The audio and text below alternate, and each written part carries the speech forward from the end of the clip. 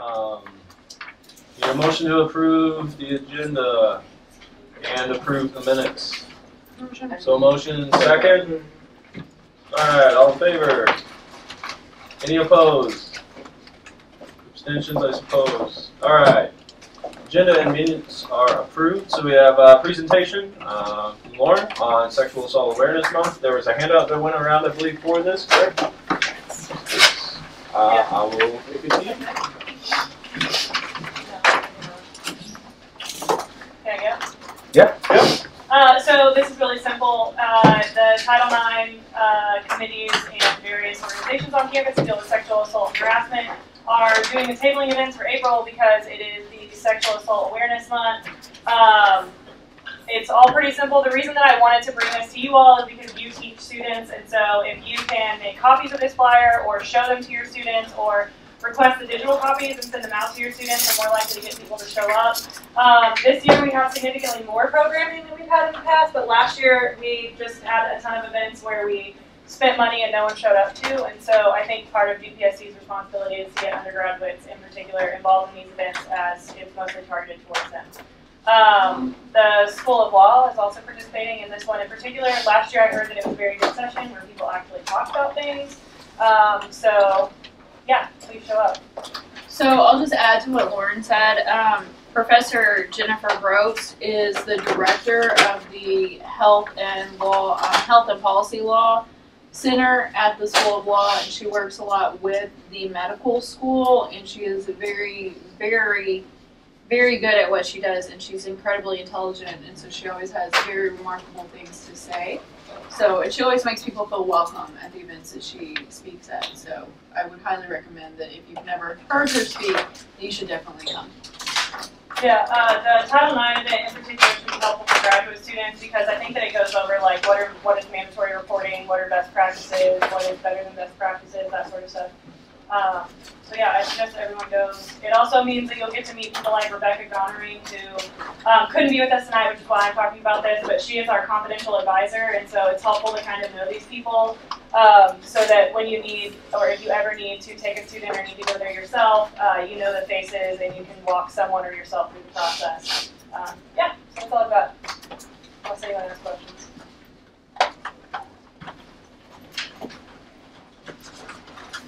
Thank you. Is there any way we can turn off these lights? Which and not lights? the other lights? Did I get it? Good. Yes. Oh, there we go. Nice. Sweet. Good to know. Good to know. All right. Okay, moving to the next thing, we have the student trustee candidate question and answer presentations. I'm not sure. So we have the two student trustee candidates here. They will introduce themselves and give a brief spiel, and then we will get to ask them questions. Which, Do you still want me to like informally moderate? if you would like, since you, Okay. go ahead, moderate.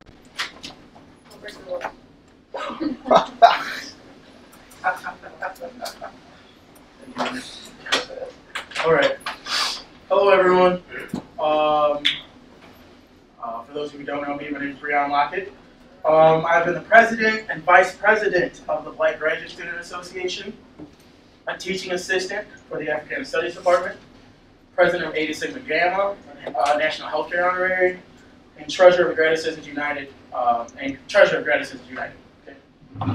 Being involved in multiple roles on campus and having very limited administrative authority to represent students at these positions is the reason why I want to be your student trustee. Being involved in these organizations, I've had the opportunity to get a first-hand account of the lack of administrative support, a lack of student input when creating changes, a lack of students feeling welcome on campus, a lack of transparency, and a sense of hopelessness as students fear that even when an issue is highlighted, that there is little acknowledgement by the administration. However, within these organizations, I've also witnessed the resilient nature of what students what it looks like for students to deal with these issues. When their inputs and actions can alter proposed changes and fight for what we as students stand for. My time at the university has led to many opportunities to speak on issues that support, my time at this university has led to many opportunities to speak on issues that students face at SIU, such as delivering a presentation to the Black Caucus members of the state legislature, speaking with policymakers on the topic of student debt, and serve on campaigns that are designed to improve interactions of police and individuals with mental health needs. With this position, I will continue being an advocate for the students, not a voice for the students, because voices often go unheard. As student trustee, I believe that we can increase support for both undergraduate and graduate students within the campus community. This position itself can assist the community in creating effective and efficient outcomes for students at SIU. I'm bringing on Lockett.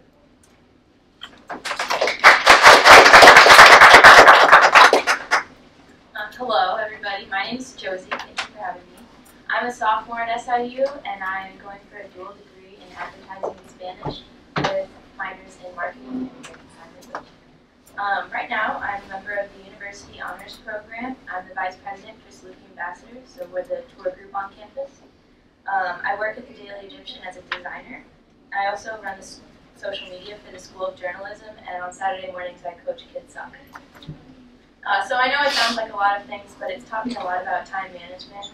And if I were to be student trustee, then I would definitely be allocating space for that, because that would be the #1 priority. So being involved in these different areas of study and clubs has allowed me to be in contact with different groups and different people in all areas. It's allowed me to learn from others and represent the whole of SIU more accurately. Working for Saluki Ambassadors has allowed me to learn what students want and what prospective students are looking for. Working for the School of Journalism has taught me the importance of accurate and good representation. I think it is extremely important as trustee to be a professional and good representation of SIU.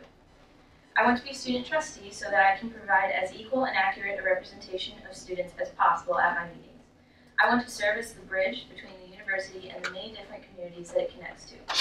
Although I'm one person, I don't want to be a single opinion. I plan to work closely with USG and here, GPSC especially, because these groups know how students are feeling firsthand. I plan not to just make assumptions for what SIU students think, but to work closely with groups so that all are heard. I plan to communicate and work with all clubs and organizations via email to encourage those representatives to meet with me, especially before trustee meetings, so that I have views and voices from all different clubs on SIU. Another thing I want to make known is how critical student life and experience is. According to online statistics, only 68% of freshmen come back to SIU their sophomore year. In addition, only about 53% of students will complete their degree at SIU within 6 years. These numbers are consistently lower than the state and national average. As a Saluki ambassador, a worker at the Daily Egyptian, and someone who lives on campus, I tend to hear a lot of updates and feedback about the university firsthand. I truly love SIU, and I am thankful for that I get to have the opportunity to speak with many future Salukis on my weekly tours through Saluki Ambassadors. Although my SIU love runs strong, there are a few things that I think can always be improved. There's not a lot of transparency between upper administration and students, for example. When the news came out about the towers not being open next year, this circulated around campus for about 2 weeks until an official news release was let out by the university. And this is something that caused a lot of students stress or worry of what's going to happen. Is Tula going to be open? What's going to happen to Grinnell? And I think that this is something that could be really easily fixed and make students feel more involved with campus if they were able to know about it sooner. SIU is definitely going through a lot of changes right now. And as a trustee candidate, I want the university to know that even though I will be a voice for the students and fight for what they want, I still understand that there are some things that may be hard to change or that may not be immediately fixed. I want people to know that I am still on the side of the school, and I am running for trustee because I want SIU to be the best that it can be and for students to have opportunities for success while they're here. When it comes to opportunities for success, I am very for student involvement on campus. I think this is our #1 shot at keeping happy students and maintaining those happy students. Student involvement promotes active discussion about events and changes on campus. We need to support our clubs and each other at SIU. As a trustee candidate, I want you to know that I would fight for the little things that enhance people's experience at SIU. It is important to me that we encourage student involvement and support as many RSOs and other organizations as we can. I believe that with my problem-solving skills and the cooperation of the student body and the university, great things are in store. Where there's a will, there's a way. I truly love SIU, and it makes me sad when I hear that some of my fellow Salukis do not feel the same. Some of the things that I hope to change through the position of student trustee are our enrollment rates and our retention rates. And I believe that one of the integral parts of this change is accurate representation of students' voices. As a trustee candidate, I will not take the responsibility of this position lightly, and I promise to work my hardest to be as fair and true to the student body as possible. I also want it to be known that I am willing and eager to learn and listen to all the voices around me so that I am as well-rounded as possible and informed about all sides of the topic. I want people to know that I'm ready to listen to all suggestions and voices. And even if I may not have a strong opinion on something, I'm willing to learn about it. With restructuring, there's a lot of things that are still unknown, and as the voice of the students, I want to be sure that I know all the sides of the issue, know everybody's voice, and be able to accurately represent that in those meetings. Finally, I've had a great experience at SIU so far, and by being student trustee, my goal is to help my fellow Salukis have great experiences and love SIU just as much as I do. Thank you.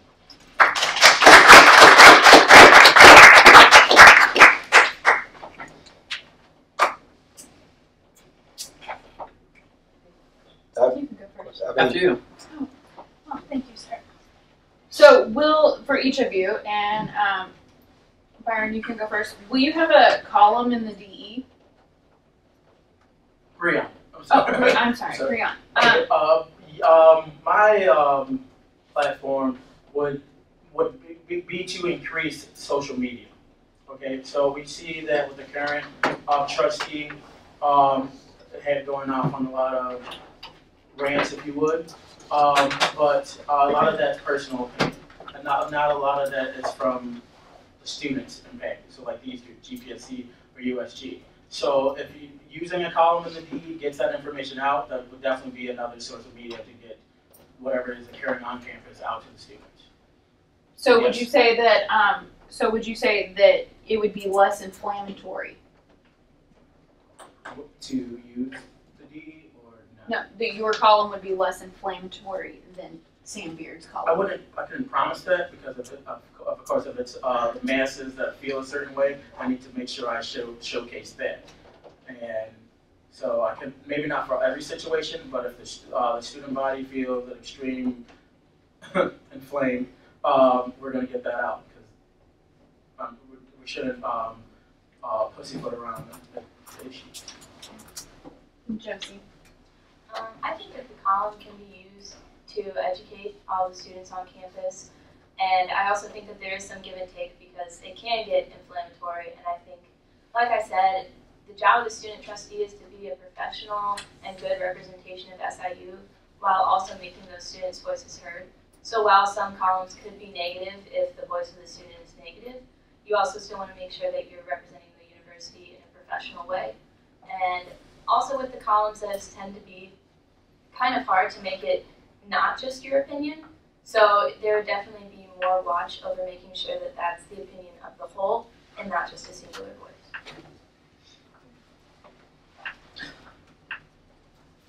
Brian, and for Josie, respectively. Whenever listening to your speech, I didn't hear too much about your plans or how you would get the undergraduates involved if you were to be student trustee. And with Josie, you mentioned that you would speak with GPSC, but beyond GPSC, what would your plans be for making sure graduate students are retained at the school? Because while the statistics for the undergrad are staggering and important, the statistics for graduate student attrition rates are equally as offensive to me, I guess. But for both of you, how would you address the opposite side, beyond talking to GPSC or talking to USG? So speaking on the undergraduate, so I've been here for going on 8 years. So I've seen, and I got my undergrad here as well, so since 2010. And so I've been that undergraduate student here, as well as the graduate professional, the graduate student here as well. And my platform on campus now, currently, with being a president of a organization on campus that is involved, that includes both graduate and undergraduate students, and teaching, I get that viewpoint. So I get that those opinions, that feedback from students of what they're going through on campus. And anything I can do, I make sure I showcase their voices in the future as well. I can't say that I've been a graduate student yet, but I mean, I think definitely communicating with students is the #1 way, and whether that's via email and getting students in the office, that's one way. But like you said, I can't just use GPSC. So in my marketing classes and my advertising classes, we learn how to make a lot of surveys. So even if I can't meet everyone one-on-one, then I could definitely send out a survey to graduate students. Also, I know that a lot of graduate students seem to be teaching classes as well, so it's a bit of that both sides of the story. So it would be really interesting and important to especially get all those graduate students. Follow-up. To my knowledge, the current student trustee has not addressed certain bodies of the student population. For example, would you come and speak to the communications school, the law school, the med school on campus, or is that elsewhere? Okay, would you come and speak to the med school? More or less, that could solve issues as well with communications, because while email is perfect, that networking, that connection is also important, so maybe making time, would that be something you're open to, addressing a student population at a meeting, potentially? A town hall. Overall. Yep, okay. Definitely. Yes, I think it's extremely important. I mean, I can say that I'm involved in a lot, but there's so much more out there, and there's everything to be taken care of and be listening to. So, I mean, having those meetings with every different major, every different college, all those, I mean, that's important because they're part of the school and they should be represented just as much as anybody else. So, definitely open to that. And my response would be, the administration can't do a thing if the students stand up for something. If they're opposed to something or if they agree with something, they need the population that's impacted the most, which would be the students, to be on board. And so I couldn't speak on anything for the students if I don't reach out to different organizations, different groups, different departments, or different schooling structures. So complete, and that goes back to that transparency. So if I know something, they should know something. And we're going to share what we know and combat the issues that we have. It sounds like what the questions are driving at, and all in line to the general others that have been put before you, is that there's a concern with certainly not all the bodies of students on campus are in any way homogenous. So I think what we're driving at is, do you guys have planks in your platform or particular plans beyond sort of what's been mentioned as far as coalition building, like you said, right? We need, there's a lot that students can do when they're working together. There's also a lot that affects different bodies and different types of students in their own respective groups or individually as well. So is there something that you are planning on doing, or are there, is there further research that you plan on doing to figure out ways to build that coalition so you can be effective advocates? And this is for both. Without sounding like a broken record, it's that communication again, right? And so, I know if elected to this position, I would, and I think I mentioned it, with bringing that social, like a heightened or more social media presence on this campus. And so it'd be not kind of similar to your survey type thing, but there's too much IRB stuff to go through the survey. It'd be making sure that if I know, like I said, knowing things and sharing it with those students, but if they have something, I need to go to them, because it's access, right? So if students aren't on campus, so we have the graduate students, the professional students, the law school is on the other side of campus, right? A lot of people check their emails, and not a lot of people are on campus at the same time. So if I have that open, I will be at any organization that needs me, and to show a voice, to have an opinion, and to have a face. Because you can ask many people what the student trustee does, or who is it, and they wouldn't know. And so we need to make sure that we're there as a student trustee to know people. If you have a concern, you need to know what the person needs, the person that can help with that concern looks like. So we got going out there to communication. For me, I think a lot of this is a learning experience, and I'm excited to learn about it.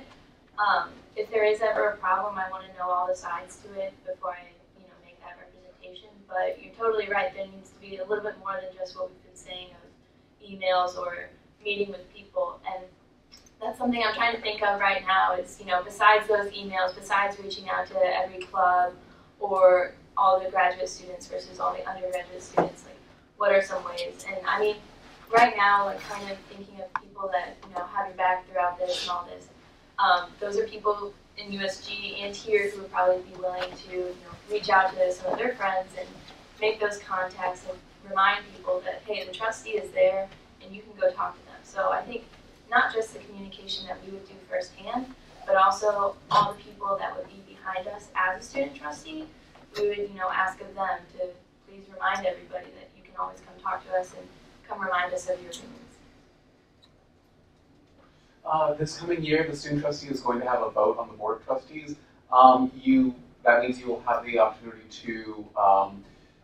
to make your voice heard when we're hiring and possibly dismissing candidates for upper level administrative positions. What would be the priorities you would hold potential candidates to, and what would be some of the questions you would make sure you would ask potential administrative candidates for these positions? And what would be some of the hard lines, which would definitely be a no for you in that case? Are you talking about specifically with hiring? Yes. Faculty? I'd start that with an acronym, right? Four things I look for into potential hires: diversity, opportunity, welcoming, and something new. Because what we have currently hasn't been working efficient and effectively at all times, right? And so, but I'm also not saying that there's someone that can be in one of these administrative roles that can do that thing that is already here. But we need to learn from the past to build a better future. So it'd be that four things: diversity, opportunity, welcoming, and new. And something I'd be against, it's that lack of transparency. If I feel that I can't trust what you're saying, or what you're just saying just makes me want to grind my teeth, then that's a red flag. And that's my opinion as well. So I need to ask my constituent groups about this is what I'm feeling. How do you feel about this? So also getting that input and not just using my own bias. I agree with that. Especially all the things with the diversity and someone who creates those opportunities. I think that it's important, to have other people's opinions in those and to work with the other trustees. A lot of the trustees are, doctors and lawyers, and they've worked in higher education and they know what's a good candidate and what's not. And learning from those people, because I've never hired a college professor, so I don't really know. It's a lot of that learning experience. And then I guess something that would be no is definitely the transparency of, just can you tell, is this person a good fit? But then it also seems like we tend to hire a lot of people who are just, outside of the university, which can be really good, but also making sure that the ones who are still in the university are still appreciated and know that they have the opportunity to advance.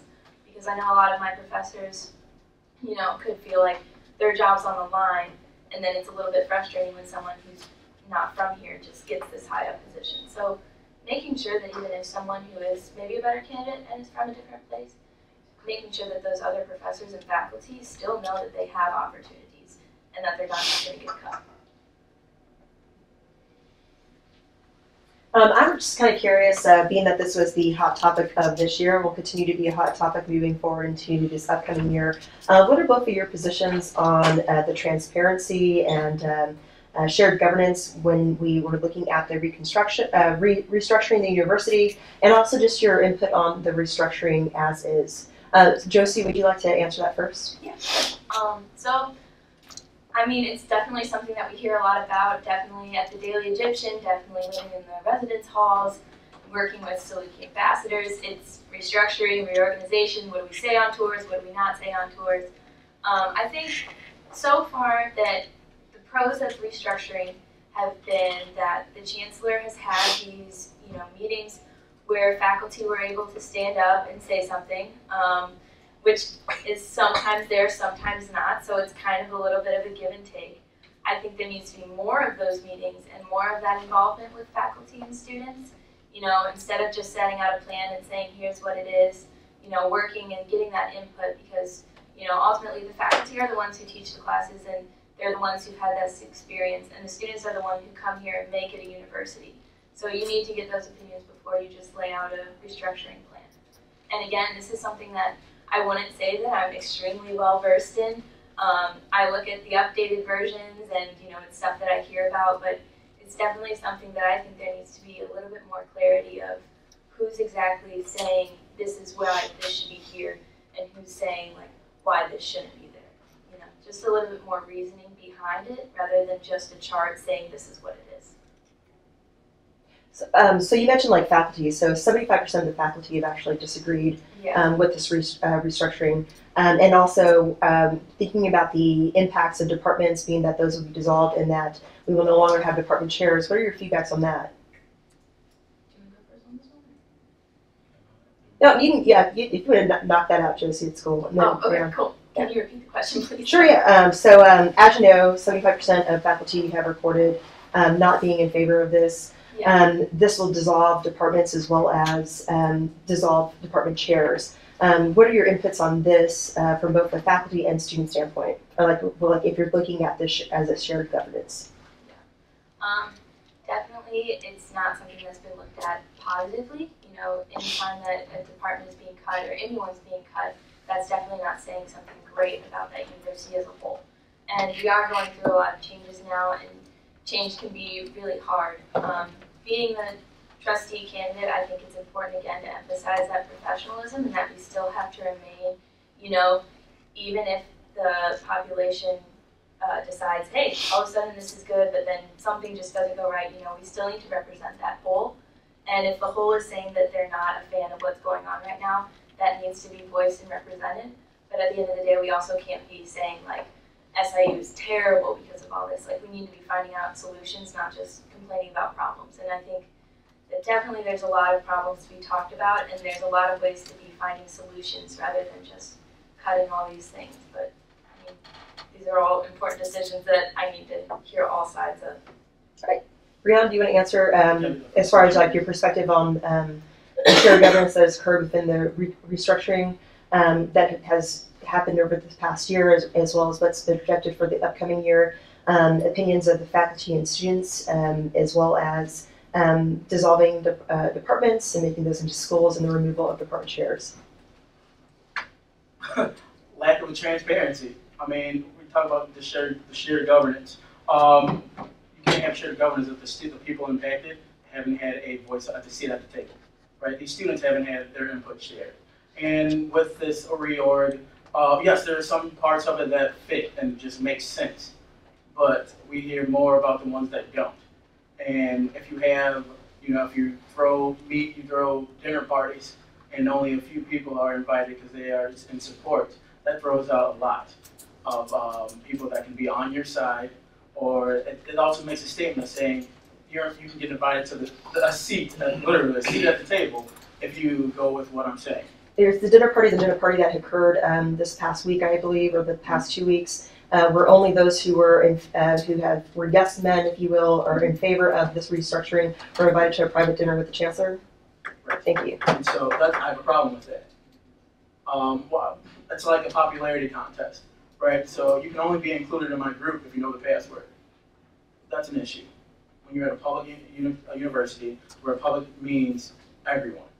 And so you need to keep it at everyone. So if you want to make changes for a public university, you can't just say, oh, these are the 20 or so people that adhere to what I'm standing for and would like to change in a room, and still there's more people on campus. Yes. What do you feel about one of those 20 people being offered then advancements within this university over others? I got a problem with that too. I also have a problem with that too. If I'm making that correlation with like a current provost being offered a position, outside of nepotism that goes on this campus, there's the favoritism. And these people, just because you think the yes men or the yes women that go are afraid to speak up, students really don't have a job to lose, right? So a student trustee will still be a student and will speak for these students. And so speaking with them, you can't be afraid to speak up on what's going on. And do that with the collective whole, your feelings and the body's feelings. One more question, then I'll start to the floor. You mentioned nepotism. How do you both feel about the nepotism that occurred in the recent hires of the chancellor's daughter and also son-in-law? I know it happens. Like, I mean, to sit here and say that it shouldn't happen, that's wrong. But it will happen, and it does happen. And the fact that it happened here, when people are getting positions are being created, when we have departments like the African Studies Department that has on the past, like since its inauguration, hasn't had the full faculty that it needs to serve students. So when you can bring in your daughter, your son-in-law, it definitely sets precedent, and it definitely looks very similar to other forms of government and people of power, and you draw that correlation of the satisfaction, right? If you're doing things that look like that, what does it say for the university? Oh, sorry, Joseph, yeah, that's fine. Definitely not a great thing. Not the best timing either with the new chancellor. And I think that was another thing that, with a lot of chancellors or those higher up positions, there's sometimes deals where the spouse is brought in, but that was a peculiar situation, especially to be creating those jobs and to have that verbal agreement. And it's just another thing, like the way that it came out, having that come out through the Daily Egyptian, great for a journalistic standpoint, but terrible from a university standpoint, because again, that's something that could have saved a lot of trouble if that was something that was made more clear from the get-go, instead of being some verbal kind of shady, finding out like they're following him places. That's something that should be addressed from the get-go. And yeah, not great. So this is for both of you. How do you understand the administrative authority of your positions? Administrative authority of student trustee? Yes. So, a student trustee can't go out and say, hey, we need to create this department or create this hire. I'm aware that we can't just say, hey, we're doing all this stuff is occurring, but we need to do this. We don't have that authority, right? And so, from my understanding of what the student trustee would be it's to advocate for students. And to make sure that those student voices are heard. Like, that's simple. I can't say we're going to create this program, we're going to create this department, or the one vote we have will make complete and total change. Like, just being honest. But I do know that as long as there is a student trustee position on the board, it's need to impact the students, and impact the students more so in a positive note. So, speak for advocating for the students. I think it's a ginormous responsibility, especially with what you're saying about the vote. That's a huge deal this year. And, as a student trustee, you have a lot of big decisions that you're going to be voting on. I think it's extremely important to hear both sides of it before making that decision. And more importantly, to hear the student side of it before making that decision, because ultimately, my vote goes with the whole. And I want to have the most representation as possible. Like I said in my speech, I think that's the most important thing about being a student trustee, is making sure that all those voices are represented. Also with the student trustees, we're working with a lot of adults, and we're that voice that's the younger audience there, and making sure that's represented, making sure that we're still professional, making sure that we're not only just representing the students, but we're also representing the university and doing what's best for SIU and the students. Sorry, can I go back? Ask the moderator. May I go back to my position on that? What's the time limit we have for this? I didn't set one. Thank you. Okay, so going back to that, the student trustee with this upcoming election and everything, the student trustee is what we're doing now. What the student trustee does, will get the opportunity to do. We in large won't see that benefit right away, right? It should be the future generation, right? That's what they tell us. Like it's going to impact the future. but I'm worried about the now and the future. We still have to be students, we still have to work here, we still have to teach here, and so that would be the most important thing where the input it comes from, that it benefits the current, with changes from the past, and it benefits the current and the future. You have anything to add, Josie? No, I said it all, I think. So a second follow-up question, and then I'll let Clay go. Josie, you kind of anticipated what I'm going to ask. How would you resolve the perception that you guys are the minority voice on the board, e.g. you guys are just students, and therefore your opinion is that of just students and not as, say, learned as some of our other trustees who lack experience with higher education? I think that definitely goes back into the willingness to learn and, you know, to earn that respect. But I mean, they also should be nice to us, I would hope. But they are people that have done great things and are like high up in education, know what they're doing. Doctors, lawyers, that sort of thing. They've been there. But that's something that we need to make sure that we have that respect and we have that voice, and that we're not just that student. We're the whole student, and we're what they're trying to save. We're trying to save SIU, so if you want to save SIU, listen to the students. Brianna? To kind of add on to some of that, I do know a good chunk of the trustee members don't have much of an education, administrative, higher ed administration viewpoint or background, and with a very few of the board of trustees. And so students, being just students, like we've seen things change, right? So within, I used the African Studies Department earlier, at the initial reorg conversation, that was nowhere to be found, right? And just as students, we rallied together, and we have that state of execution, so we're still around. So I do know with the constant support of students and the constant backing of students, things will be changed because nothing's set in stone. And if the students don't feel that it's a good idea, then you have a problem keeping it. Okay, so both of you have spoken to the sense of obligation or even duty to represent the perspective, the interests of students as a student trustee board member. So as a board member, though, you're going to be one trustee among a number. Right? There's going to be multiple and competing interests as far as the affairs that come before the board. So in that context,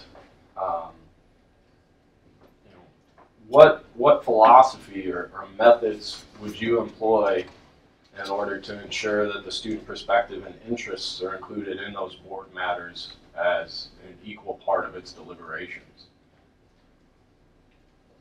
Can I piggyback off that as well? I'm also interested in knowing what type of leader you identify most closely with, and why you're attracted to this position.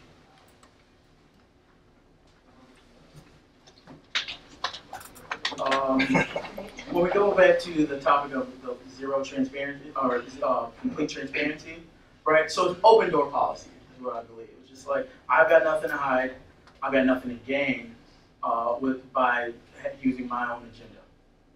The only power I have, would have as student trustee, was given to me by the students. So I need to make sure I take that with me. It takes a village, right? And to answer like that leader type, Barack Obama, right? That's boots on the ground. Like largely, he was elected as from door to door, from getting personal contact, and that boots on the ground dynamic is getting out there and speaking with individuals and getting their inputs. Does that answer both of those? Turn it over to Josie before. Well, to start with your question, I definitely see myself not as a type of leader that one that gets angry at people, more as someone who's a big fan of the negative and positive reinforcement. With Saluki Ambassadors, I'm the Vice President of the Communication and Engagement, so whenever we want to have more bonding or whenever there's a problem, I'm in charge of that. And, talking with students first, face to face, and then, in group situations, that's something I enjoy. And I like talking. Talking is fun, and getting people to work together and be happy with what they're doing and be passionate about what they're doing. That's my goal in whatever sort of leadership I do. And then your question with how I would make our student voice be heard, since we're that one vote. I think, you know, when something is worth it, you have to fight for it. And if those other trustees aren't listening to that student opinion, we need to remind them that, hey, I'm here, and I'm here for a reason, and we were voted here for a reason.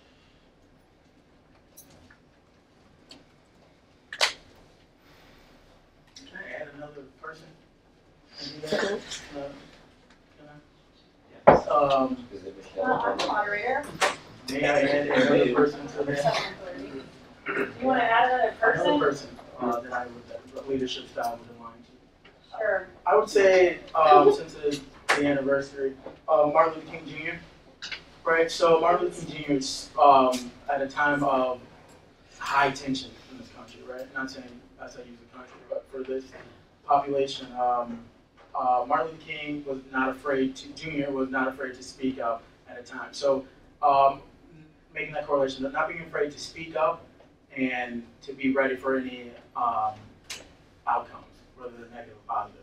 So not being afraid to speak up and worrying about being, I guess, assassinated in a sense. Right. So saying what I have to say and saying what it benefits a population that is impacted or marginalized, that I'm going to go down swinging, metaphorically speaking, of course. That would be my next person. Yeah, go for it. Motion to end discussion? Second. All in favor? Motion's been second, yeah. All opposed? Abstentions? All right. Thank you both for coming and answering our questions. The student trustees will have a debate. What's that? April the 5th? Is it? Next Monday. Next Monday? Yeah. All right, sweet. I check. And it'd be the 9th. The 9th? All right. So they'll have a debate the 9th. We can ask more questions then, I think. I think it's a 12. Oh, okay. It's the the campaign meeting is Monday. Yeah, the 12th I think is the debate. That one will have like maybe we think around 30 minutes at the end to ask questions. But I think that we can kind of gauge audience interest, and so if there's enough questions, maybe ask more. Fair enough. If that helps. The student trustee candidates cannot solicit endorsements from this body, but this body may choose to endorse one candidate or the other. To do so would require a motion from the floor, discussion, and then drafting of said statement. So there is that. Once again, thank you both for coming. You don't have to stay for the rest of the meeting. Just real quick, the student trustee debate is April 12th, Thursday, 5 p.m. the Student Center in the Mississippi Room. Thank you. Thank you. Thank you for having us. I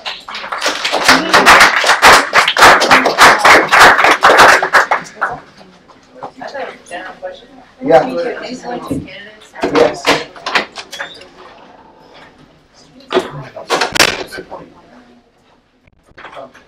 Kelly, I'm sorry if I I think it comes to the floor one round to the Fine, no worries. If Uh, that makes sense.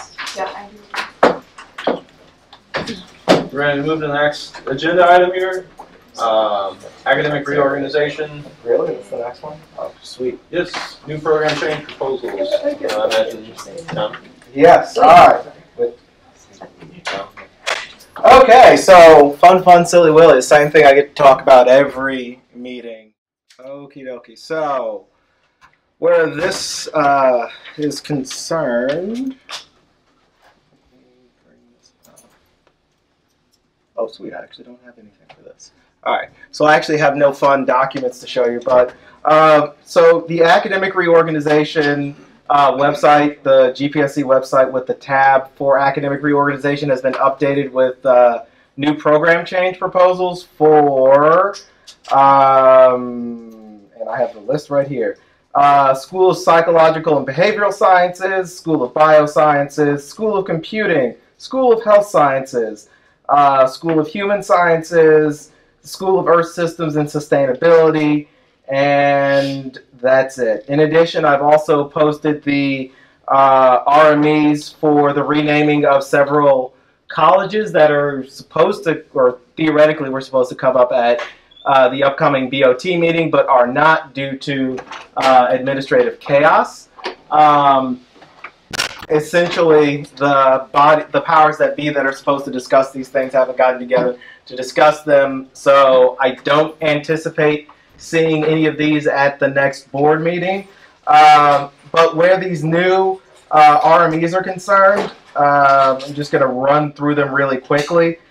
For each one of them, they now include a section at the bottom that says, upon the formation of these new schools, they will be administratively housed in the office of the Provost and Vice Chancellor for Academic Affairs, which basically means that they're not going to be shoved into their new colleges right away. So they're going to be stuck over at Academic Affairs in the same way that the graduate programs in energy were over at the graduate school. So the interim provost and vice chancellor for academic affairs will be the chief academic officer for those new schools. The school directors will report to them, and they will be responsible for fiscal decision making, things like that. When we get to talking about the appointment of the new interim provost and vice chancellor for academic affairs, there's some questions that may arise there. One of the things that we should note is that the School of Computing proposal, which includes a letter from Dean Wong stating that the information technology portion of information systems and applied technology should be moved into the School of Computing, does not reflect that in its program inventory, nor is the program inventory for version 3 of the reorg reflective of that. So it is safe to assume that the chancellor just ignored the recommendation of the dean. With the College of Health Sciences, basically all of the units in allied health are going into the College of Health Sciences, including some units from the Rehabilitation Institute, except for those units that go to the School of Psychological Sciences and Behavioral stuff, which is pretty standard.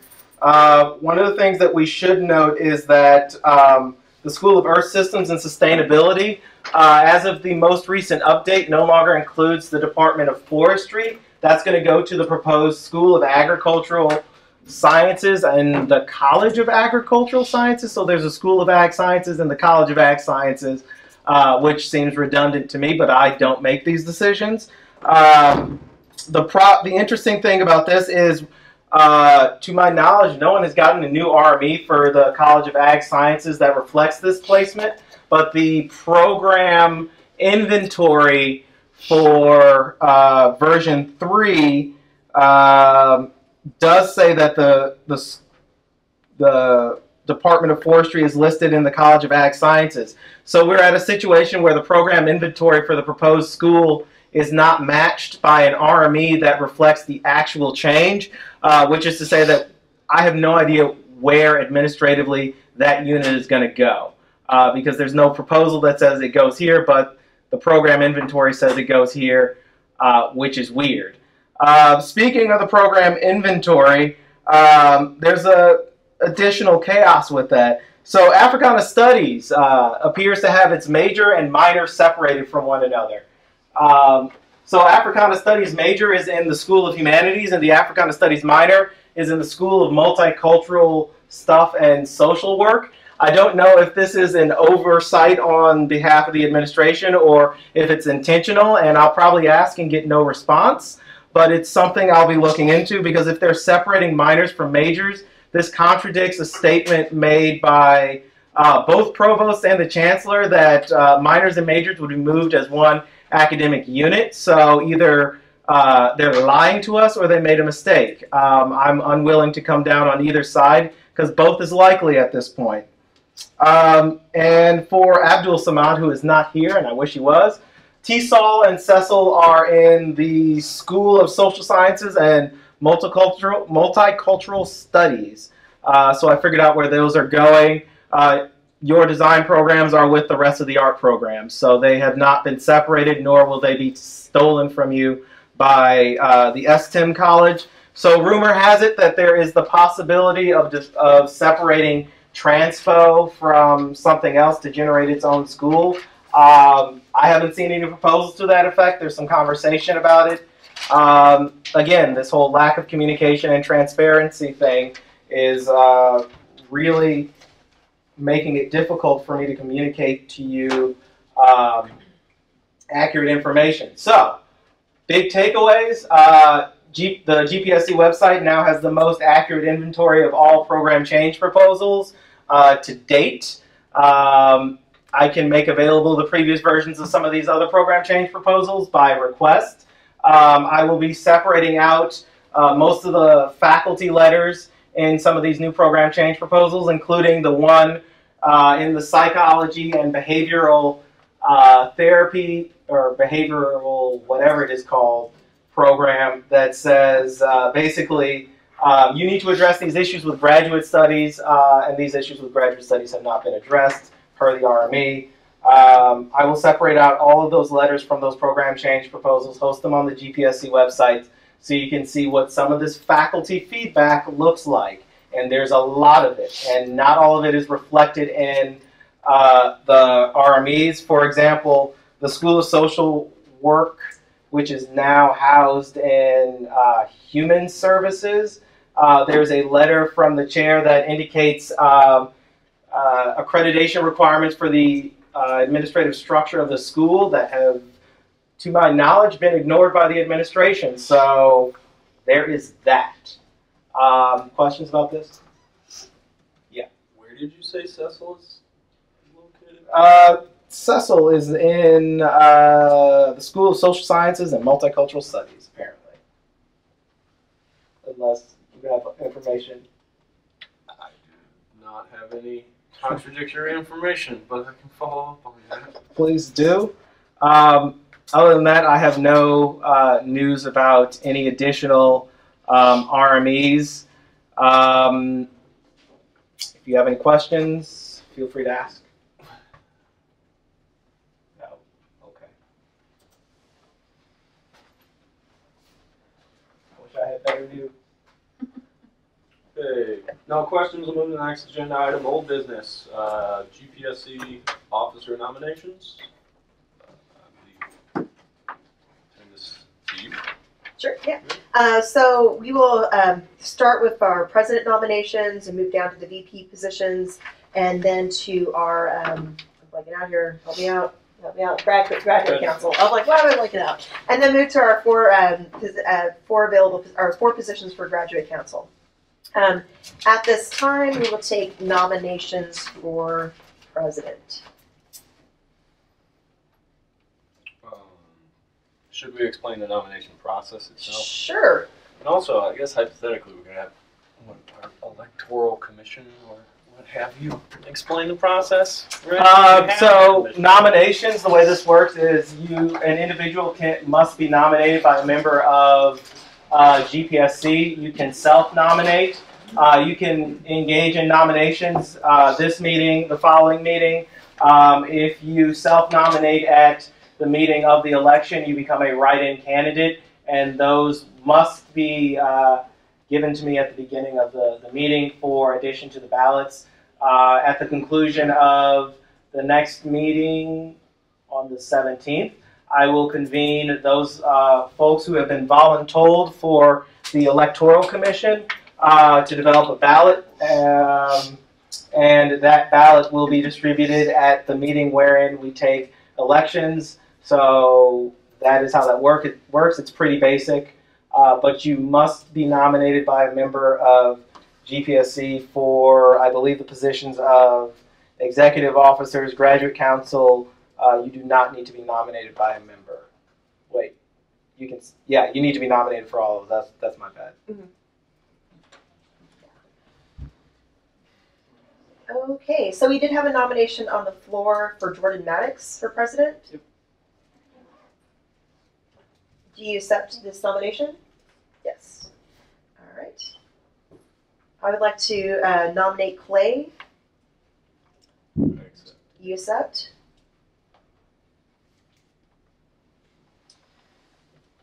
I'd like to nominate Lauren Schaefer. All right.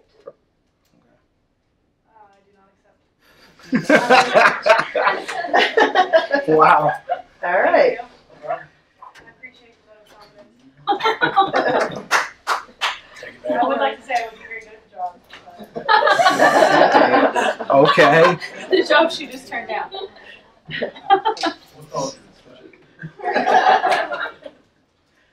It's okay. I declined last year as well when by John,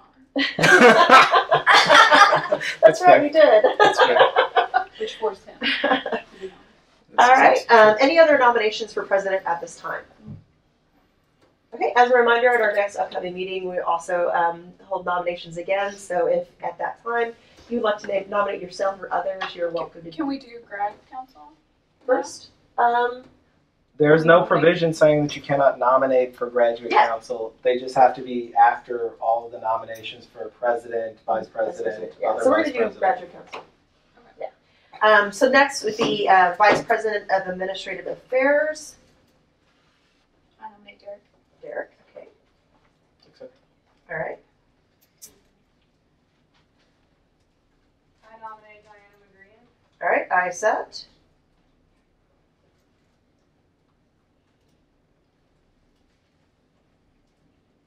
All right. Any other nominations at this time from the floor? All right. Once again, nominations will be available at our upcoming meeting. Next is Vice President of Student Affairs. Yes. Sure, Max. Do you accept? Yes. And I should note too, you could be nominated for multiple positions, just so you know. Yes. I nominate Lauren Schaefer. Do you accept? Yes. Yes.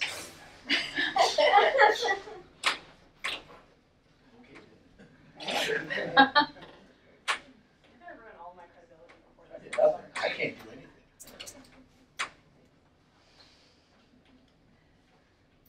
Any other nominations from the floor at this time? All right.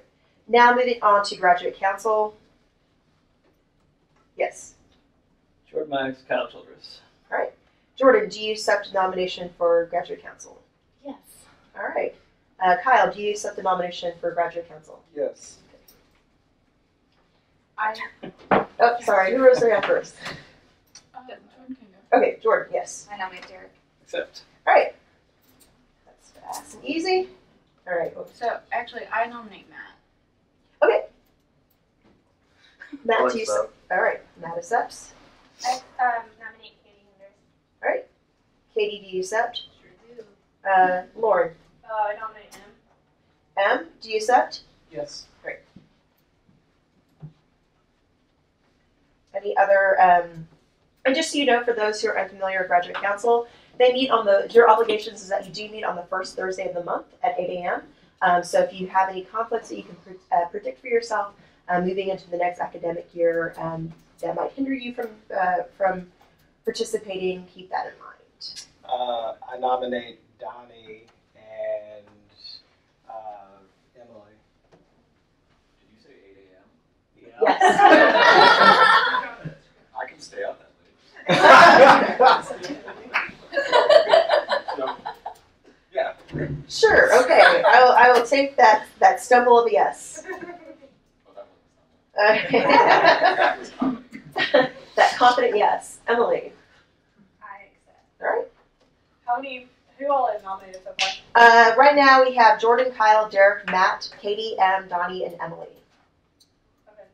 So, Yes. as election commissioner, there's no limitation on the number of nominations for those positions you can make, but there are only a limited number of available positions. So that actually doesn't really matter, just in case people were wondering about the number of folks being nominated. Yes. I nominate Rachel. Yes. Josephine Tintera. Yes, thank you. They need to be present to accept the nomination. Oh, yes, thank you. I accepted my nomination via email. Yes. You can nominate her next meeting. Alright. Yeah. So It's not. That is a different situation. She's not physically present to accept the nomination.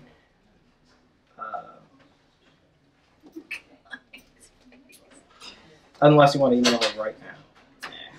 On our next meeting. If she Also, that was Maybe our next meeting. that was Brandon. No, Perhaps. That's what I was Brandon, not me. That was We a can different FaceTime. Yes. I have a question about the elections for GPSC reps. Is it 4 positions that are voted for separately, or is it we just vote for GPSC reps and select the 4 highest? What will happen is yeah. So, by the rules, each rep is voted for, right? So you vote for every person who runs for a position as grad council rep is voted for independently. Yeah. And the 4 who have the highest totals are elected. If there's a tie, we do a runoff, but that's never happened. Yes. 2 questions. When is the election? Or when is the voting take place? What we have decided is that we will have our next meeting on the 17th, and then on the following week of the 24th is when our election will actually take place. We've decided to have that because the law students will have their finals week the following week, which will be our ceremony, our word ceremony for, as well as our general body meeting on the 1st. So it's after the trustee? Yes. Okay, and does the member of the grad council, like, do they get a seat at the table, like in here? Yes. Can I nominate myself? Yes. If Yeah. things go well. You know what? We're just having so much fun. Lonnie, I nominate you. Why not? I don't accept. What'd you say? I don't accept? I don't. All right, we had to break the rhythm. Good job. And You get a nomination. You get a nomination. to clarify, at least with past president voting precedents, graduate council reps, the election essentially on your ballot, you submit the 4 names. Mhm. Every one of those 4 names on a ballot submission is counted, and then it's the 4 with the most votes out of all of those, and that's how the process works to actually Yes. select them. Yes. So just to clarify also, whoever gets nominated or whoever gets voted in will have to be at the graduate council meeting at 8 a.m. on May 3rd. Thank you. That's this May 3rd, 8 a.m. Yep, that's Yes. where It's you. like the changing of the guards, pretty much. And theoretically, you can conduct business at that meeting. Yes. Yes. Just so you know. Just say. I'm just gonna throw in my name. Why not? Yeah. Just gonna have it. Just gonna. It was fun, right? It's When like- yeah, Just shower myself with all these nominations. it was the 2 of us for a long time. Do it. Why not? Why not? Okay. So I will repeat the current nominations. So for president, we have Jordan and Clay. For vice president of administration, Derek and Diana. For vice president of student affairs, Jordan and Lauren. For graduate council, we have Jordan, Kyle, Derek, Matt, M, Donnie, Emily, Rachel, Josephine, next week, Brianna and Diana. And then once again, all these are open to continue nominations for the following meeting. Yeah, you're on there. Yes. What? Are you doing grad council? You don't want to be nominated for grad council? Oh, I feel like there's a lot of people out there already. I mean, I nominate Lauren Shea. You can be on multiple. You can be on a. You can be multiple. oh yeah, you can okay, be so on if I'm in the multiples. other one, then I would still be running for grad Yeah. council. Yeah, you can put my name on that list. Yeah. I wasn't thinking very strategically here. Yes. We also have another sorry, week Lonnie. to make Lonnie. the nominations. Yes, Lonnie. Yes. So, I wanted to say thank you. This is my last. Oh, gotcha. It wasn't just like, how dare you? No. How dare you say my name? All right. Yes, Clay. Sorry. well, that was all. It was just that you'll be able to make nominations or potentially withdraw nominations if Yeah. that's something that is in your interest or someone else's at the next meeting as well. And these names will be listed as we enter our next meeting, so you can see once again who has been nominated, and also take into consideration whether or not you'd like to pull your name from nomination, yada yada yada, and or add another. Okay. Any further nominations or questions as to the process? No? Okay. We'll move on to the next agenda item, new business. So SIU system state funding Reapportionment. I'm going to make this real simple. It's actually not that simple, but it's one of those unfortunate things. So at the last Board of Trustees meeting, the board discussed the potential for adjusting the mechanism whereby the campuses are apportioned funds from the SIU or from the Illinois state government. Traditionally, SIU got a 60-40 split, roughly approximating the distribution of student enrollment from years earlier. So that would mean that 60% of the total state funds allocated to the SIU system went to Carbondale, 40% went to Edwardsville. This 60-40 number does not include allocations to the School of Medicine and I believe the School of Law, but I'm a little fuzzy on that, so don't quote me. I do know that you guys get separate kinds of funding. That being said, funny thing, SIUE's enrollment has increased steadily while SIUC's has dropped. SIUE has indicated the potential for rapid growth, both in its academic programs and its infrastructure, which has necessitated a reapportionment of the funding. So to get to the nitty-gritty of it and to avoid you reading all of these pages and all of these tables like I did, right? So this is what the adjusted SIUE funding gap is currently, right? So if we were to do it adjusted for full-time equivalency per student, SIUE is owed $17.7 million according to 2018 figures. If we were to do it by unadjusted FTE, $18.1 million. If we were going to do it by head count, $18.9 million. If we were going to do it by state appropriation by cost, e.g. how much it costs to run the institution as compared to institutions of similar size, e.g. SIUC as a doctoral granting institution compared to other doctoral granting public institutions in the state versus SIUE as technically a master's granting institution. SIUE is underfunded by $23.3 million, which is hilarious. So to break this down, right, so had the fiscal year 2018 state appropriation funding distribution reflected the fall 27 enrollment distribution, the results would have been a redistribution of $18.9 million. Had this redistribution been applied since fiscal year 2000, Edwardsville would get an additional $147 million. So if we were to do this by headcount FTE, again, 17.7 million. Since 2000, this would have come out to be about $90 million. So basically what this means is in order to fix this, the Board of Trustees will be voting on an annual allocation of about $5.125 million for fiscal year 2019 to resolve this funding imbalance, which is a pretty steep cut. And that will mean reductions in funding probably across the board to units all over the place at SIUC. However, I will say that this could be quite a bit worse considering the actual amount that SIUE should be getting is anywhere between $17 and $23.3 million. To allocate the whole amount, as the document states, would basically sink SIUC, so they are ramping up the allocation over an annual basis, probably closer to the $18 million mark. And this assumes continued increased enrollment and development over at Edwardsville, which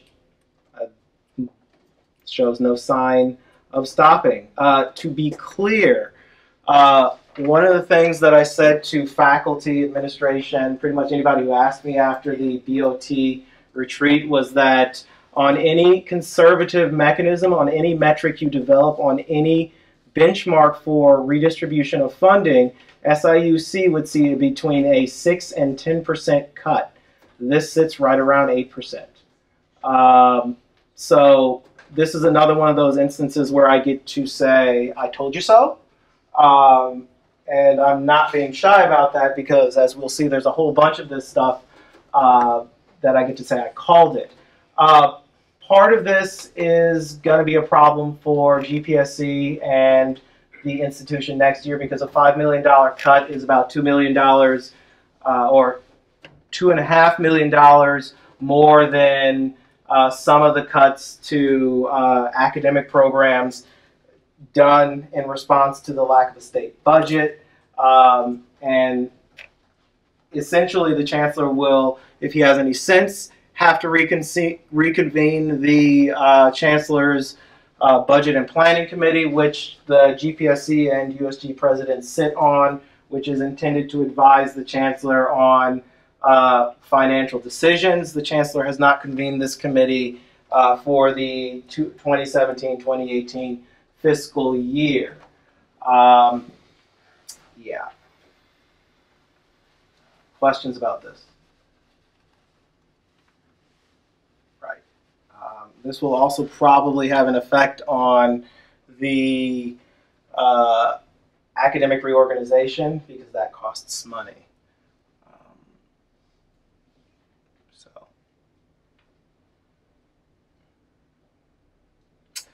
One of the things that we should note is, yes. No, because there's really nothing we can do.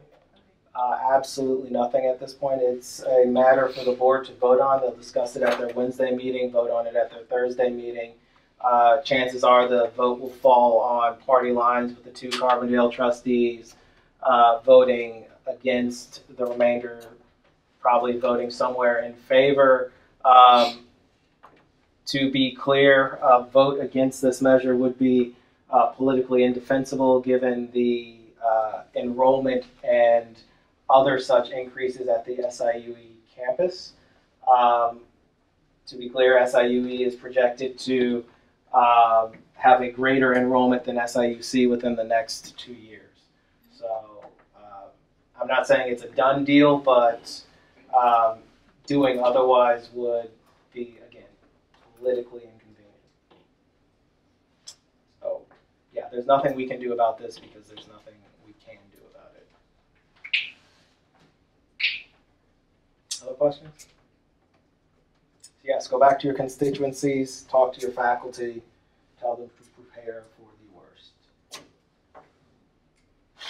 Next item, unless there are any questions about this.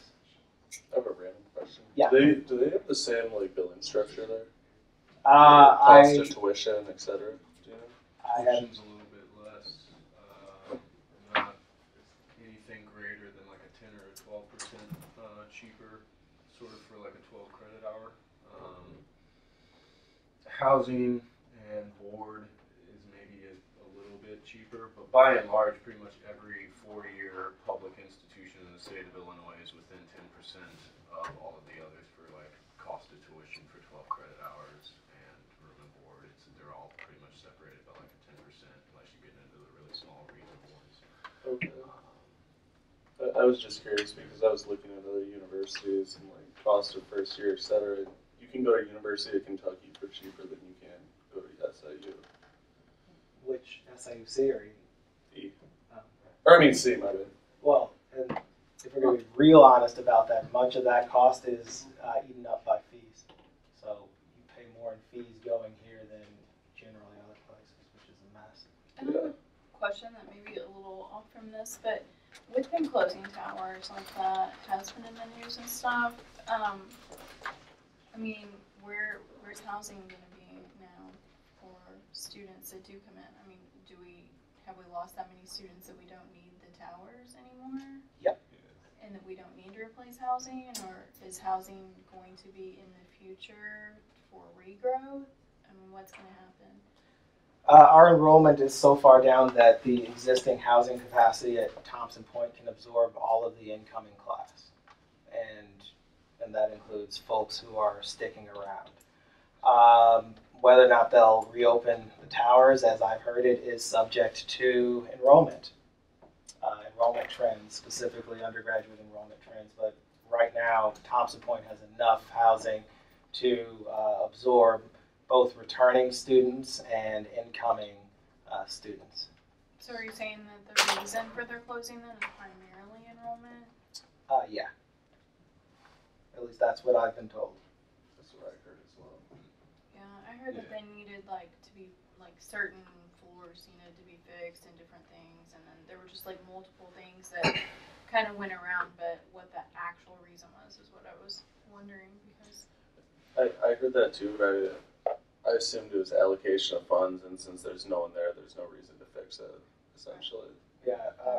So keep in mind, like one of those buildings is already vacant this year because there just wasn't the need to house any students in it. And yeah, there will be enough available on-campus housing for the total student enrollment that they're anticipating for the next year, in part because those leaving are so large compared to the classes that would be coming in either as transfer or incoming freshmen, new freshmen. It's sort of the play of both. Not only are we seeing decreases in enrollment, but the matriculating classes or persons that aren't retained in the next year are so much larger than the incoming ones that there's just a big hole that gets left in those existing housing structures for student housing that they can just consolidate them to the west side of campus versus using both. And they still will use one of the halls at least and the apartments and things, right? It's just the towers, so they will still have housing for the apartments and one of the other halls that's over University there. Hall. Yeah, it's university. But the towers themselves, they're not anticipating that they'll require them. So. Do they have any plan to renovate Thompson Point?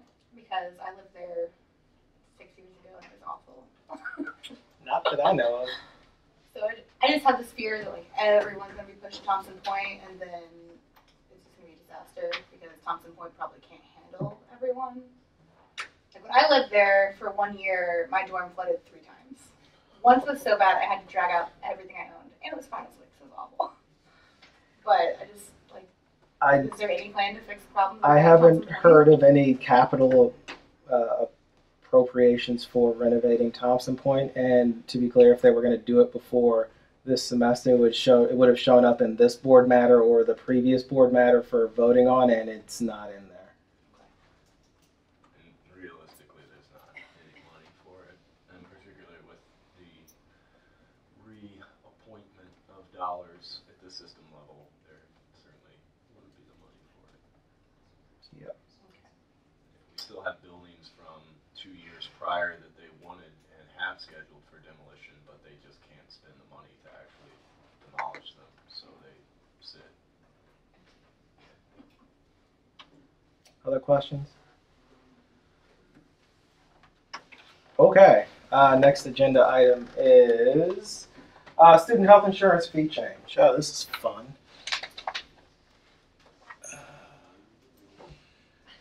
All right, it basically says, so our student health insurance fee is going up by 14.8%. Do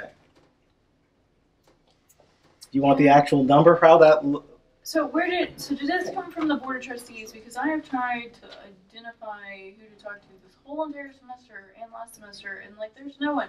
Like the SHAB is, I guess, like defunct now. Like who's making these decisions now? To my understanding, this was an end result of the drop in enrollment, which decreased our subscriber pool, which increased the student health insurance rate that the university would have to pay to cover us. This decision is made out of the Vice Chancellor for Administration and Finance's office.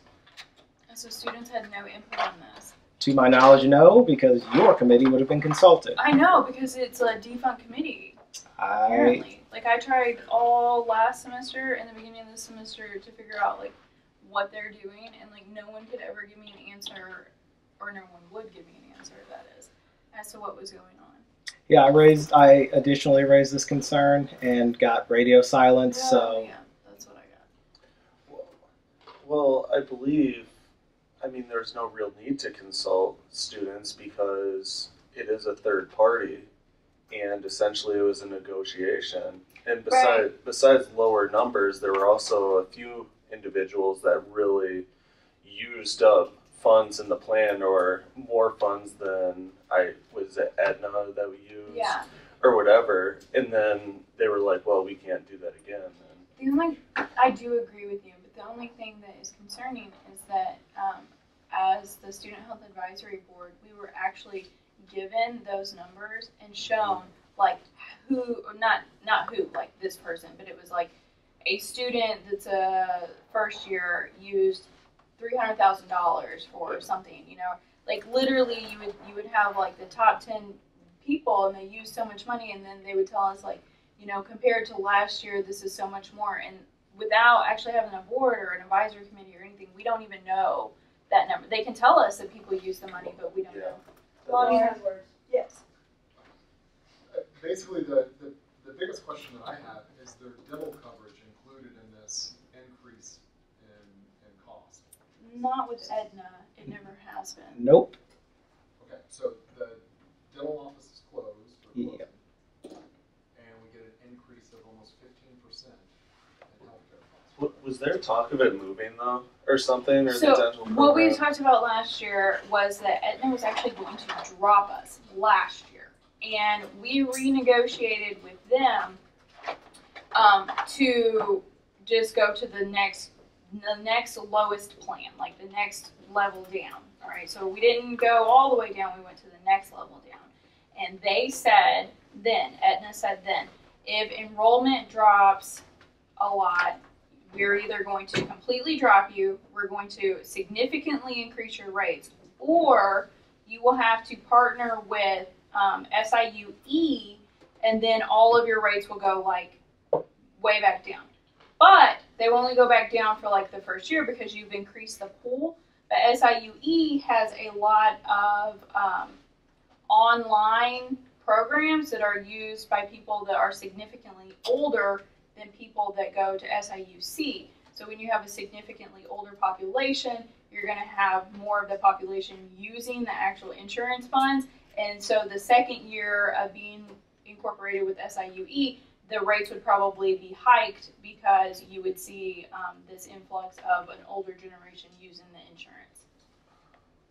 Those were the three options. To your question about the dental services, so the dental health center and the student health center is closing. Their dentist is retiring. The equipment will be sent over to the School of Allied Health, or what is to become the College of Human Services, or I think Health Services, where they will absorb some of the services offered by the dental health center.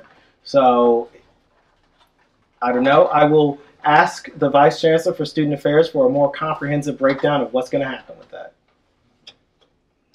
Do we know if having the opportunity for students to get this insurance through the school, if that kind of affects them going out and getting insurance on their own? Say if it was a situation that they would want a dental plan, but there's no way they could get it, or they could get it through the campus, would having access to this insurance plan affect them in any way? I have no data concerning student trends and adopting our student health insurance. I know that many students who are still covered by their parents' student health insurance choose to forego the student health insurance that we offer through the institution. In some cases, the student health care or the health care offered by their parents' plan is better. They have preferred practitioners, so on and so forth.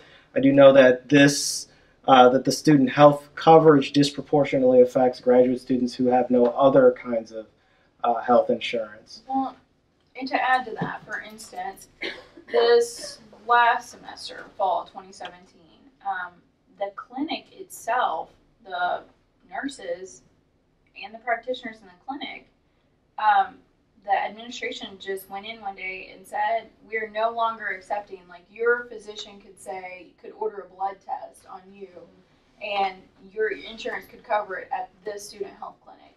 And one day, someone in administration just went in and said, we're not going to cover this anymore. They didn't consult the Student Health Advisory Board. They didn't consult anyone. They just made that decision. Even the practitioners and the nurses had no idea why. They just had to start sending the students away. There was no transparency about it. No one ever told the students, we're not covering blood tests, we're not covering this, we're not covering that. No one ever said anything about it. And we were supposed to have been consulted. We were supposed to have been told if anything changed, because we had made those promises about what the insurance was going to cover in April of 2017, about what the insurance was going to cover in the student center and what it wasn't going to cover. And then suddenly in fall, just something changed, and someone just from higher up decided that no more of that was going to happen, and no one was ever told why or ever reasoned why. To my understanding, that decision was made to ensure the continued provision of other services at the Student Health Center. So if they were to keep doing things as they've done, they'd run out of money, and we wouldn't have a Student Health Center this semester. And to my understanding, that statement is bullshit. Oh, well, all right. At least I'm not the a bit of evidence from my personal experience with the dental services that they would not accept any outside insurance or care credit for any of the procedures done. So you had to either apply it to your bursar or pay in cash. Sacks of cartoon money. All right. I have a question. Was there ever discussion about, like, you can waive the insurance fee, but then you can still go to the student center and receive services? But I know that number is minimal. It seems like you would lose so much money. Yeah, so it's different. So the services at the student center and your insurance are two different things. And so you actually have whenever you go to the student center, you have a fee, a student health fee, and then you have an insurance fee. So you can waive your insurance fee every semester, but you cannot waive that student health fee. The student health fees are what pays for whenever you go to the student center. And they have other sources of income other than just your fees, like federal funding. They have different funding than just your fees. So the insurance fees are only people going outside of SIU and using the insurance outside, for example, the hospital? The student health insurance fee is provided as a consequence of the Affordable Care Act. Right. So the institution would be fined millions of dollars if we did not have ACA compliant health care. That's half true. In 1970, whenever this campus experienced significant, and this is true, and it's unfortunate, and it makes you wonder, but at the same time you can understand that athletics makes a lot of money for campuses. And in the 70s, SIUC had apparently multiple athletes injured, and those athletes came from like rural areas. They didn't have insurance, and they ended up dropping out. And so the campus had to figure out a way to make sure that their athletes had insurance. But they couldn't just make sure athletes had insurance. They had to like make sure like the whole campus had insurance. You know, you can't just like make one group over another. So they actually at some point they implemented this where this whole entire campus had to have insurance. It was one of like the first campuses kind of to do such a thing because of the groups of people that they had coming. A lot of them came from families that had never been to college before, or they were poor families, whatever. And so they instituted this insurance thing, and actually they've seen a significant increase of students that did not then drop out of school. Yeah. And so that was why they primarily did it, but why they've never grouped with SIUE is because of SIUE's older population. Yeah, but also the GAU contract mandates ACA compliant health care. True. Yeah, that is true. Now, but they offered insurance prior to the ACA. Yeah. Any other questions about this? Besides the massive unfortunateness about this? Okay. It seems like I got a lot. I'm just giving you guys bad news. Mira Komaraju has been nominated as, actually this is not up here. Mira Komaraju has been nominated as the interim provost and vice chancellor for academic affairs. We technically have no authority over the appointment. To my knowledge, Many COLA faculty are concerned about this, specifically given the confusion over who the heck is going to run their college, given she will be provost or interim provost and vice chancellor for academic affairs. And it appears to have caught like everybody by surprise. Nobody seems to have known this was coming, despite the chancellor's assurance in the board matter that addresses this, that he consulted with faculty constituency bodies, which is, it is what it is. So for the COLA reps, I would recommend speaking with your faculty, your chairs, whomever, to gauge their opinions on the matter, because I have no hard data outside of anecdotal experiences with her in the Department of Philosophy. And I will leave it at that unless pressed. However, I do know something that the faculty don't. Where the COLA dean is concerned, Section 5B1 of the COLA operating paper says that in the event of a vacancy in the dean's position, the chancellor or his or her delegated representative may appoint an interim dean to administer the college after seeking consultation with COLA chairs and directors and the COLA executive committee. A formal search committee process will begin during the next earliest possible search cycle. So the chancellor can't just pluck somebody out of COLA and install them as dean. He has to consult with the COLA Council Executive Committee, as well as the chairs and deans on who gets to be appointed. Failure to do so is a violation of the College of Liberal Arts operating papers. And to be clear, the COLA Council Executive Committee includes student rep. So we may hear something about it, but if you hear that an interim dean has been chosen and appointed and said interim dean has not gone through said review process, the institution is in violation of the COLA operating papers, and this is a problem. Further, a formal search committee process will begin during the next earliest possible search cycle. Theoretically, that would be in the fall. Yes, Brian. Will that be done in the fall and the whole getting rid of deans? Chairs and whatnot? Like how would that indeed? Okay. How would that be impacted? So unless the chancellor eliminates all chairs by July 1, then yeah, unless he gets rid of all chairs by July 1, there is no real reason, or there'd be nobody there to consult. Theoretically, that would fall on the school directors, who are like chair plus pluses, although technically they don't have the same kind of responsibilities. That would theoretically be on the program coordinators, because they have the similar kinds of administrative functions and whatnot. To be clear, it would be inadvisable from an administrative standpoint to appoint Dr. Komaraju as interim provost and then not appoint a interim dean before the close of the fall semester, so that you have a vacant senior academic officer for fall 2018. Because the dean is the one who does departmental funding decisions, convenes the COLA Council, reports to the provost, does all kinds of fun things. Lacking a dean in COLA would be like, I would say it's kind of like running a university without a chancellor, but given the responsibilities of the COLA dean, it's a little bit worse. Lauren? This is a good time for any of the COLA reps in here to start finding people to actually attend the meetings. There's one rep who consistently attends, that's the person from CMST. There are, COLA requires that there are 4 representatives, 2 from one area, 2 from the other. There are 4 people who are currently listed as reps, 3 of which are not showing up. But the COLA Council requires that there is a student vice chair for all of COLA. They currently don't have that person. And additionally, it requires that there be student representation on any hiring or appointment of a dean. So this is a good time for us to start mobilizing if you're in COLA to replace the people who are currently not attending. The process for that has to go through COLA Council, but we could use the person who represents CMST there to infiltrate COLA.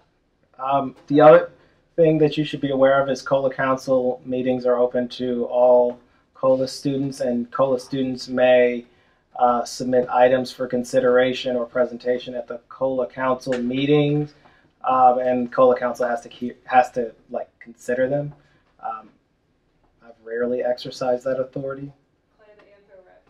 You have a rep from Anthro. You can get in touch with him. I'll talk to you after. But yeah, so that is to say that at the next board meeting, the board will be voting on the appointment of Mira Komaraju as interim provost and vice chancellor for academic affairs. I strongly recommend that y'all, COLA reps, reach out to your faculty, your chairs, your deans, and ask them about her performance as COLA dean. And come report back to us as soon as possible, because at current, I only have my experiences as a member of the Department of Philosophy to fall back on. Who would be acting dean? Acting dean would be no one until COLA Council got together and then went through the appointment process as articulated below. Theoretically, the work could be divided between the two associate deans, Michael Molino and Balkansky, but the COLA Council and the COLA operating papers are nebulous on there. There is no provision for acting dean. There is only a provision for the appointment of an interim dean. Typically, when a dean is elevated from their current position or returned to the faculty, there is an interim lined up already. There is a recommendation to be submitted to whatever the governing body is. I have heard of no such recommendation. And I find it hard to believe that the administration would leave the COLA dean position unfulfilled in the middle of a reorganization. But stranger things have happened. Questions about that? Oh, sweet. Cool. No one asked me about the Department of Philosophy. What's the last thing? All right. Memo concerning GA appointments. This is fun. And I mean this in the... I feel like we should be playing like the Imperial, like when it's like, all right, next is John. Right. Like your own little intro music. All right, so basically, I sent you guys this entire thing. The way that this thing works is the administration finally got its act together and figured out some way to define grad students as instructors of record. It's ironic that this is in conjunction with our HLC reaccreditation. So they are basically using Section B2 of the HLC guidelines, faculty rules, and qualifications to determine who can and cannot teach as an instructor of record. Right, so from the thing, with the approval of the Chancellor, the following procedures will be employed effective with the fall 2018 semester. 1, doctoral students who hold a master's degree. The assumed practice requirement that would apply to faculty for qualification for teaching an undergraduate course shall be eligible for appointment as instructor of record for lower division undergraduate courses in the disciplinary area of his or her degree. The footnote here is 400 level courses may, with the approval of the dean, be taught by qualified graduate students, except in cases where the 400 level course has both undergraduate and graduate students enrolled. So theoretically, a doctoral student could teach a 400 level course with the approval of the dean, except where there are other grad students enrolled. One of the things that is listed here is doctoral students are only eligible for appointment in the disciplinary area of his or her degree, right?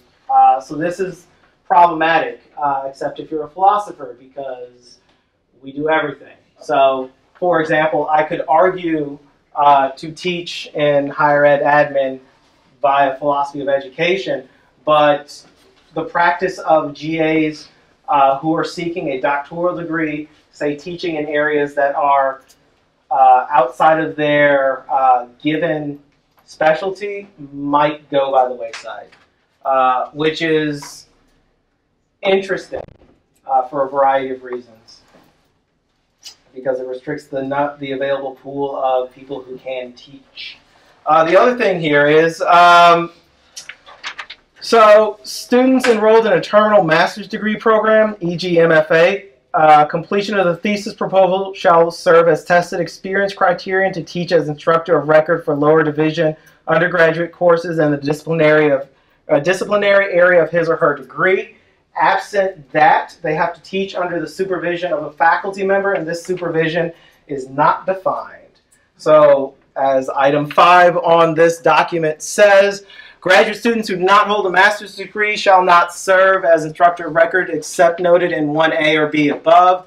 A being accelerated entry into a program without a master's degree, and B being in a terminal master's degree, completing your thesis proposal. This is interesting because it subsequently says that a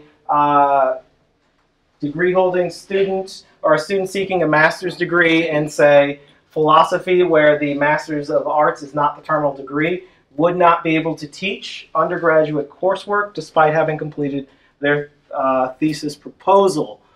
This only applies to terminal degrees. The other thing is the exceptions for number 5. Graduate students who do not hold a master's degree may serve as instructors under the supervision of a faculty member.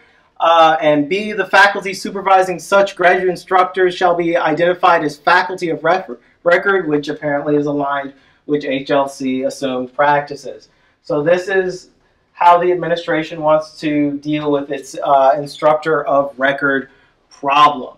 And there's some other fun stuff in here, right? So documenting the oversight, mentoring, and training of graduate teaching assistants is recommended to be part of their policies and procedures manuals, and developing a common syllabi is a recommendation too. So that is how they're resolving this instructor of record issue. Questions about that? Yes. Is this on the website? I sent it in an email. I will put it on the website under a new tab that contains a whole bunch of new stuff. Other questions? I hope to have more information about this at the next meeting, because I am going to send an email for a GAU communications meeting that may give us some answers. Sweet. If our grad council reps want to yell about this in the next grad council. Yeah. Yeah, other than that, I've got nothing about this. I find this interesting because like, this is something that the institution has never enforced in my 5 years of being a graduate student here, and it's coming up now. Part that I think is funniest is on a number of occasions, Talal was asked about them developing a new policy, and his responses were that I don't see what we're doing is defining a policy. In this is a policy document stipulating it within the context of an accrediting body of policy. General frustration so that we would stop asking is the other main response. Yep. I have a question about what they mean by specifications. Yep. So, like, within the School of Art and Design, right, there's like sculpture, painting, print making, glassmaking, things like that. But there's an area within that college that doesn't have a graduate program, which is one of the largest within that area, or within that school, excuse me, which is design. Does that mean that someone, so like myself, I'm a sculpture graduate student, but I teach in the design area. Would that stop that from happening? As written, yeah. I would actually disagree. So the course that you're teaching in design, what is the course? A communication design course.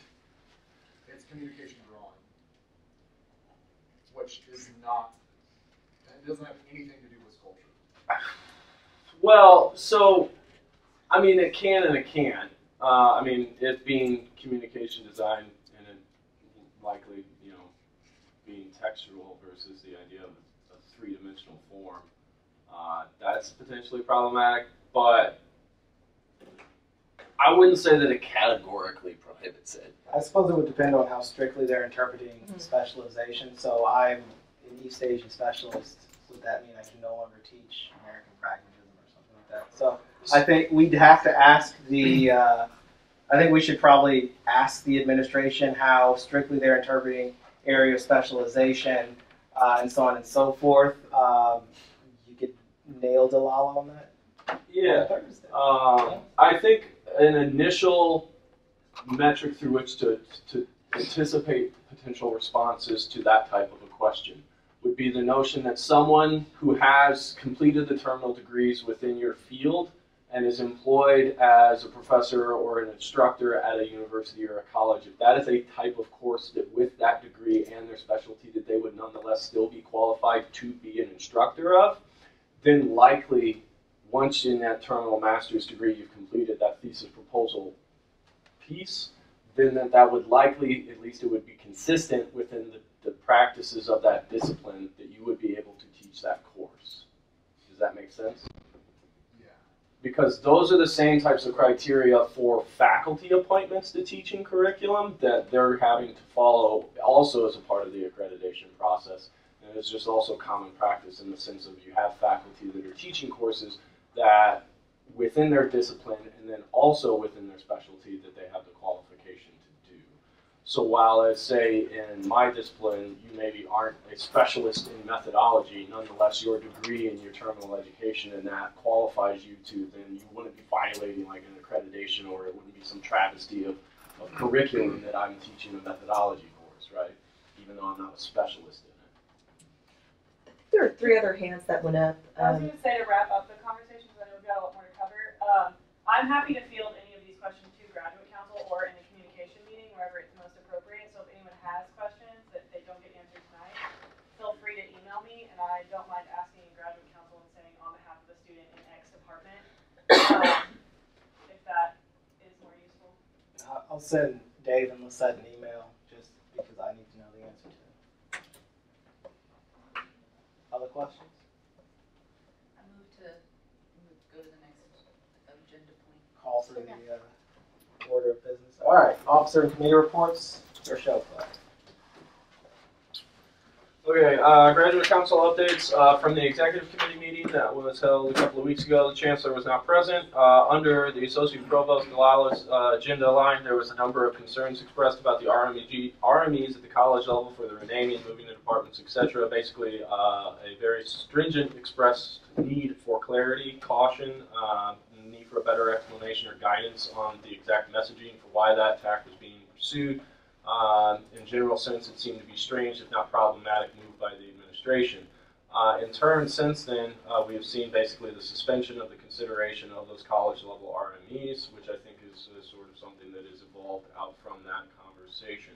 The Vice Chancellor for Research, Garvey, plugs, and I would continue to plug, the April 9th Undergraduate and Graduate Research Poster Symposium that is occurring. I did not add in the additional information for that. If you have questions as to it, I will look it up and provide it for you.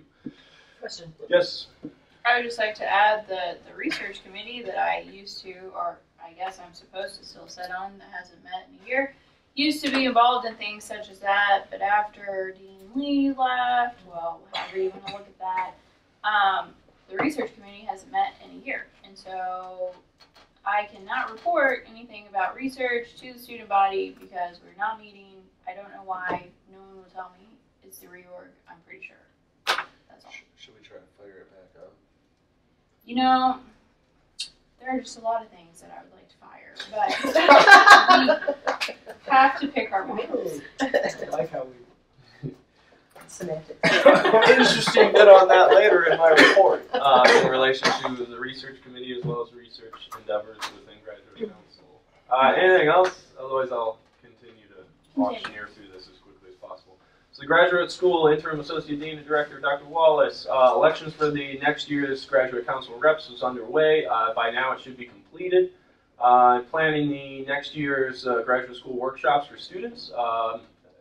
Very cool. Waiting for the results of our survey for guidance on exactly what workshops will be sort of developed as a part of that. And so I'll actually be discussing that with her tomorrow.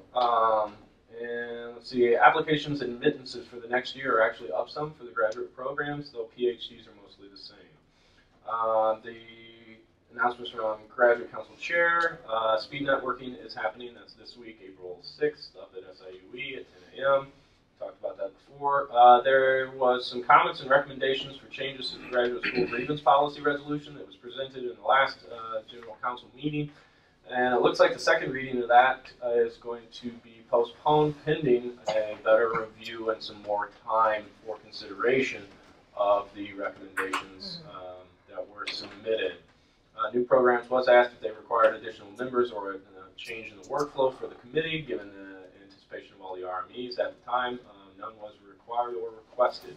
In the research committee, there was a general discussion and engagement on the broader ideas of developing and incentivizing structures for research activity on campus.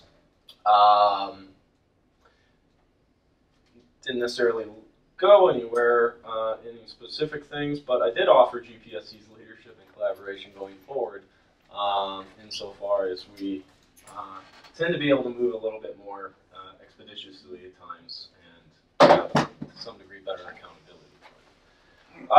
For the survey itself, the status of the survey closed March 11th. Participation, we had a total participation of 368. Is to be determined the number of valid responses or the number of responses which completed the entirety of the survey. Approximately, that's a 12% response rate according to the fall 17 day 10 numbers. We submitted an analysis plan and report request to the applied research consultants last week. We have requested essentially what is over 50 reports across 4 different levels of analysis, those being the university, at college level, different student profile reports, and then specific programmatic reports for those that have respondents within them. Ongoing activity for the survey is waiting on any questions, concerns, or problems with the analytics that we have been requested from the applied research consultants, confirming the funding for this project, and putting out feelers on the follow-up that we could potentially do in the next year. On the horizon then is the to be determined by ARC when the reports will all come out, maybe late April to early May is some of the anticipation with that. Also affirming the joint funding for the project with Student Affairs and Graduate School, also looking for additional funding if it can be gathered.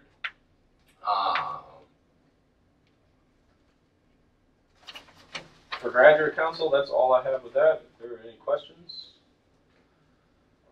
No, and you wanted to give me, or you wanted me to give a brief synopsis of this steering committee meeting. Yes, please. Yes. I was not there to shop it. Yeah, so I went and filled in on a HLC reaccreditation, the meeting of the steering committee last week. In general, I have a few poll quotes that you might enjoy. In the welcoming from the Associate Provost, Lizette Chevalier, quote, "If we don't get this right, fire me." I thought that you might enjoy that. And there was also the sense of, like, also needed to understand through a shift in language, shift in understanding of the process for the reaccreditation, that it's not necessarily so much of a self-study as they've been referring to it, but rather it is the creation of an assurance argument. That essentially the university itself is doing what is required of it to retain its accreditation as a higher and learning institution. Throughout the entirety of the meeting itself, overall, the big emphasis of the meeting was the discussion of what objects needed to be gathered in order to build the argument and documentation that the university is doing what is required of it as a part of the accreditation that it receives to be a degree granting institution of the type that it is. And my big takeaway, which I actually delivered in a comment at the end, was the sense that most of what they're doing is trying to gather up the things that are being done that actually fits within the idea that there's this mission that defines the university, that there is a basically business plan or a strategic plan that outlines how you then go about fulfilling that mission, and then that there is a associated action plan through which then you address how you're going to accomplish that strategic plan that fits within your mission. It's pretty basic organizational stuff. But a lot of the discussion within that steering committee itself related to the notion of, well, where are we going to find the documentation that builds the argument, builds the assurance in the sense that we're doing all of these things.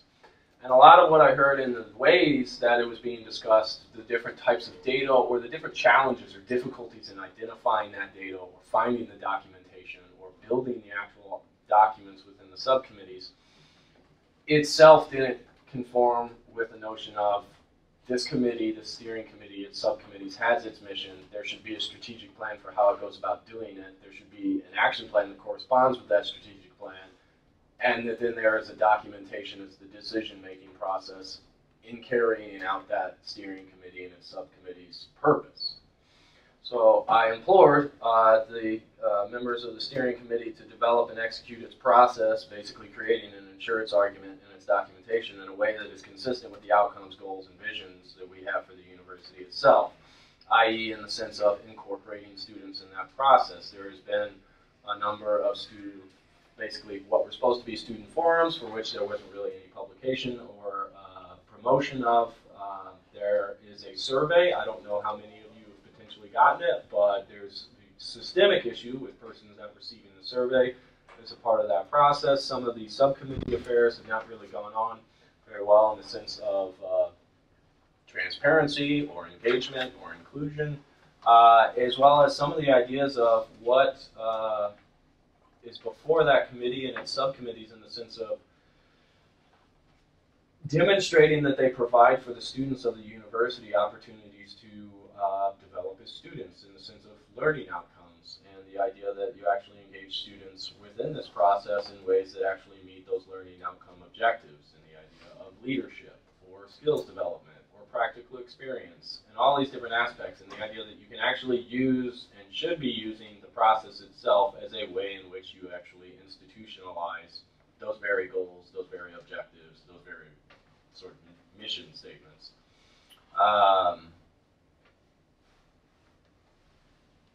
In that regard, my takeaway from that is that I would recommend that this body make a very direct effort to engage with the chairs of those subcommittees as well as the leadership within the steering committee itself in order to be more incorporated into the efforts that they are doing. Not only so that we are actually included in this process that I would see otherwise as being done in a rather ad hoc and post hoc way of collecting up documentation to create an argument, but also in the sense that we literally would be able to facilitate it. One of the things that came up as a part of this was the notion that there have been a lot of budgetary decisions that have potentially been made that aren't necessarily guided by a strategic plan or weren't necessarily done with a very good communication to constituency groups. One of the things that occurred to me was the number of budgetary things that we were consulted on as a body last year, in the sense that our meeting minutes, our documentation of those things can actually go to the sense of, oh look, we are actually discussing budgetary things with constituency bodies insofar as we're a constituency body. But there just seems to be a rather large disconnect in that notion, in part because the disconnect, I think, from the general sense of an actual plan and then the development of an action plan that can realize those objectives that you've outlined in the plan. So again, my guidance on my takeaway from that meeting is that just directly engaging the persons that are the stakeholders of the subcommittees or the leadership within the steering committee in a very pointed fashion, in the sense of, look, include us in this for the sake of the process, but also for the bigger part in the sense that it is something that we can benefit from as students, that being graduate and undergraduate. So that kind of mirrors my experience on the steering committee going forward. The next steering committee meeting is March the 28th, which is during summer. So no. Well, actually, last one was March 28th. They don't have a next meeting up yet. That's fun, because I'm looking at the HLC D2L. So again, last semester I said the HLC process was cutting us out and advocated for student representation on all of our subcommittees. We got it. and then they started cutting our student reps out, and went and complained to Ruth Ann about that too, and they still cut our student reps out. So having participated in one of their focus groups, which amounted to grabbing students off the street and sitting us in a room and asking us questions about the institution while feeding us pizza, I can say that there are very real problems with the way in which we are generating our assurance argument, specifically insofar as the assurance argument, or at least the draft of it I was provided, says nothing about Vision 2025, the reorganization, any of that. I've got nothing. And so yeah, so basically, Clay, you want us to go yell at them some more. Well, and it doesn't even have to be yell. I mean, when it is warranted, 100%. But one of the things that blows me away the most is the idea of some of these things that are supposed to be like learning outcome objectives, in the sense that a student matriculates through this university with an experience of being a leader and, you know, carrying a project forward and learning critical thinking and working team building and all of this shit like that. It's just like, then do it. Actually incorporate persons in ways that actually realize that as a part of the very body that is supposed to be engaged in the argumentation and documentation of that going on. And if you can't do that... They don't know they're doing it, and they're being documented. From everything that I've seen... There's no transparency. Students don't even know what they're... Well, that's what I'm saying. Yeah, no, that's what I'm saying. And so in part, in the sense of engaging, one, yes, to be critical, to, you know, be antagonistic, combative in the sense of, look, you need to be doing this better, but also in the sense of, look, there's an opportunity to be seized here, which is going to be productive, and also, as a third aspect of that, that we can actually improve the process and make it better, in the sense that this body itself has some of the documentation as a part of its own record for some of the things that their body is required to do as a part of the reaccreditation. We can literally be, as students, as graduate and professional student council, as undergrad student council or student government, be an actual facilitating force in that. But it requires that people actually take a minute and come up with a strategy rather than just task mastering every single aspect of it. So as a part of that, the notion of engaging with leadership in a direct fashion, in the sense of, look, I'm not satisfied with the way this is going on. We should be doing it in the ways that are consistent with the notion of what you're actually supposed to be demonstrating this place does.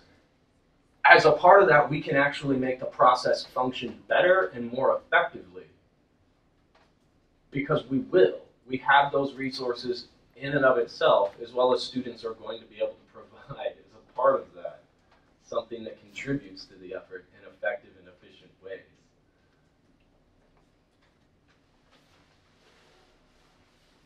Good? Done? Yeah, sure. All right.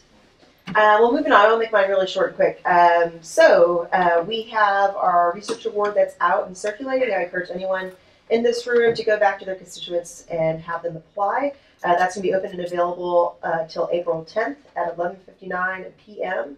Then our team will look at it the weekend following, and we will have our announcements and ceremony on May 1st. John? Sweet. Academic misconduct update. So I sent you guys a draft of the academic misconduct thing that I've been working on and putting off and working on and putting off for the past semester. It is not actually 67 pages long, just to be clear. It is 5 pages long with 62 pages of appendices.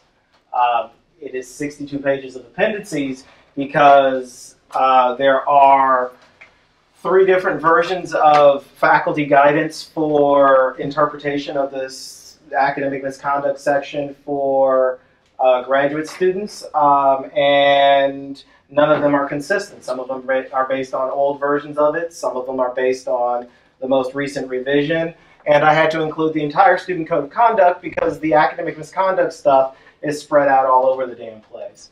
Further, having reviewed all of this, and the law student the law school is accepted from this because you guys have your own standards.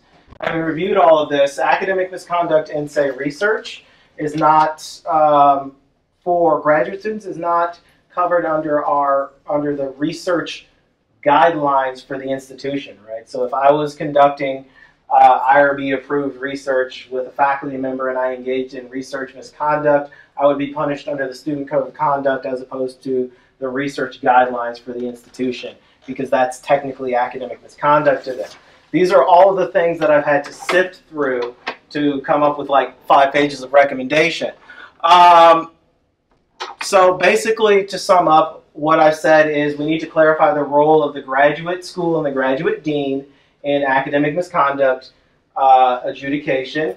We need to generate guidance documents based on the current academic misconduct policies and not the ones that are almost 5 years out of date, as with COLA, or maybe 10 years out of date, as with a couple of other places. We need to standardize academic misconduct policies across different units. For example, the college or the Department of Computer Science and Departments of Information Systems and Applied Technology all have different academic misconduct standards, which are field specific, and I understand why they're there, but the way they adjudicate them violates the Student Code of Conduct and thereby due process for students, which is problematic as hell. And misconduct in our dissertation and other such stuff needs to be covered under research policies, not academic misconduct, because that makes no goddamn sense. Just the long and short of it. So it's 4 pages long.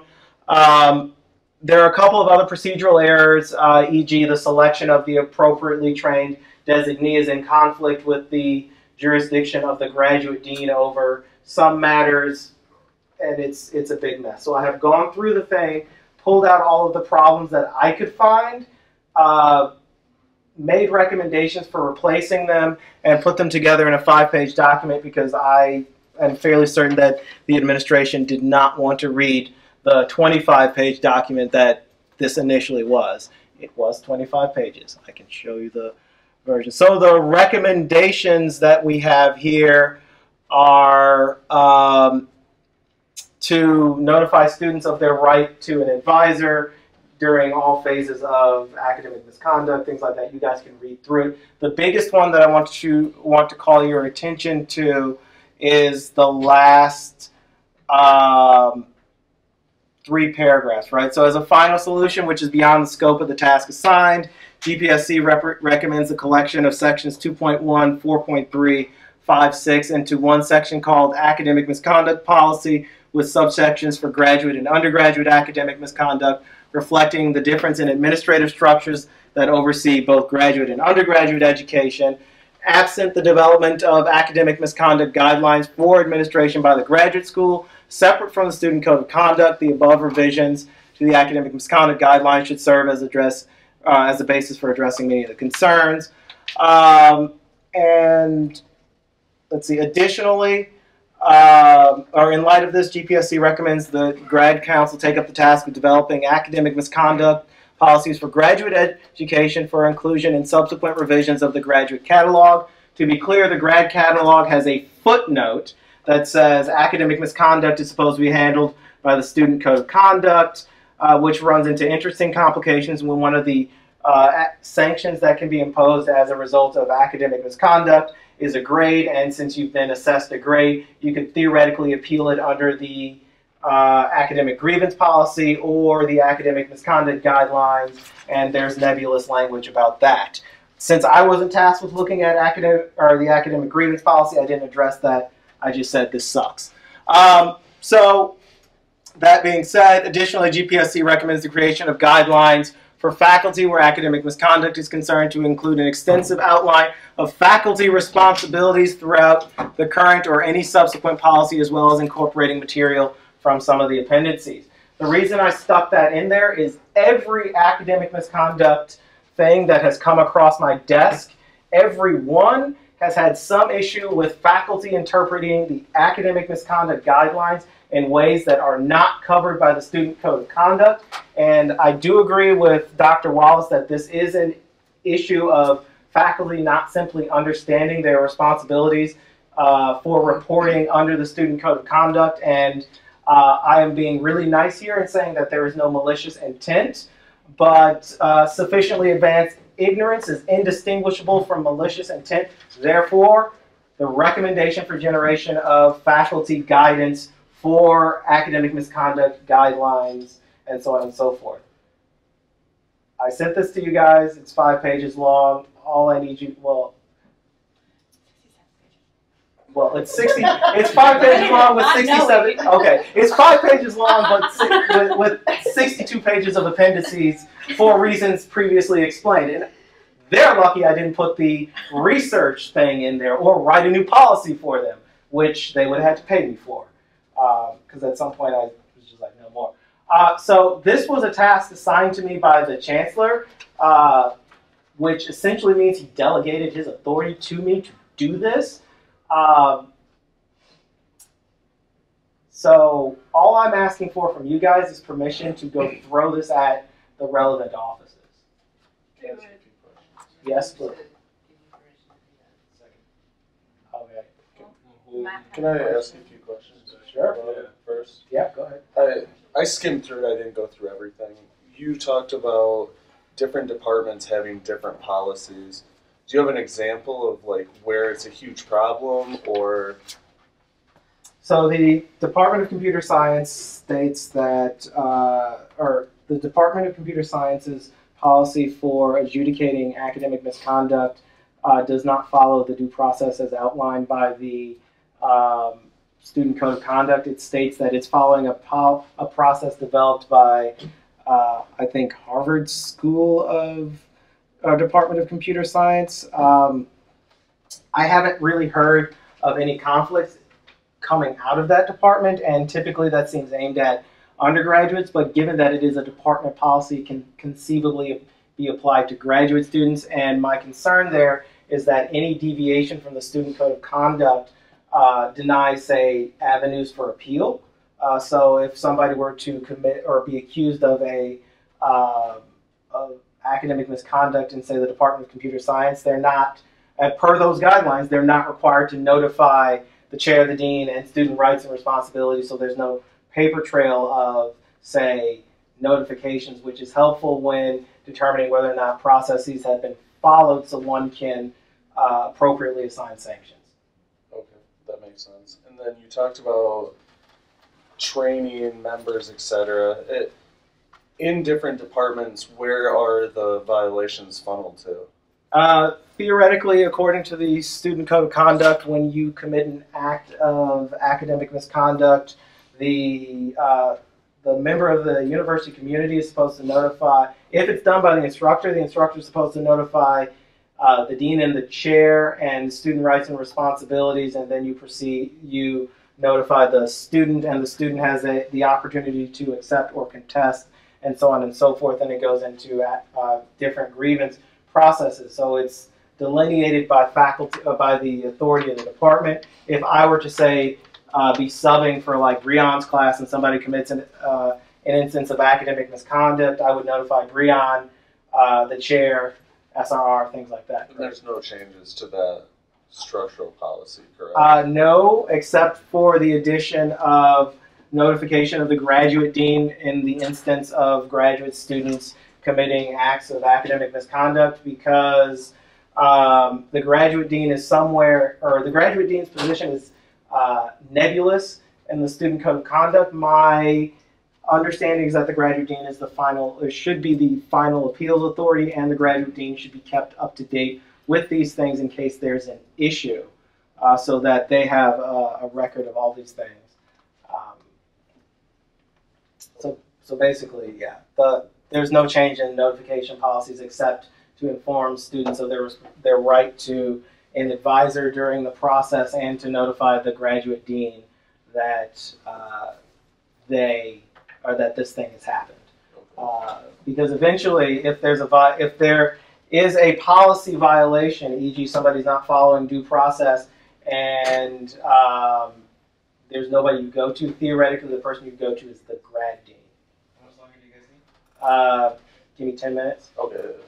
And the only reason I asked that is you were talking about different policies for different schools. I wasn't sure. What's that? I thought this didn't affect the law school. Why are we driving this home? Well, we read policy every day, so. Because Right. we still represent everyone on this campus. What is your question? I'm done. Okay. All right. So that's it.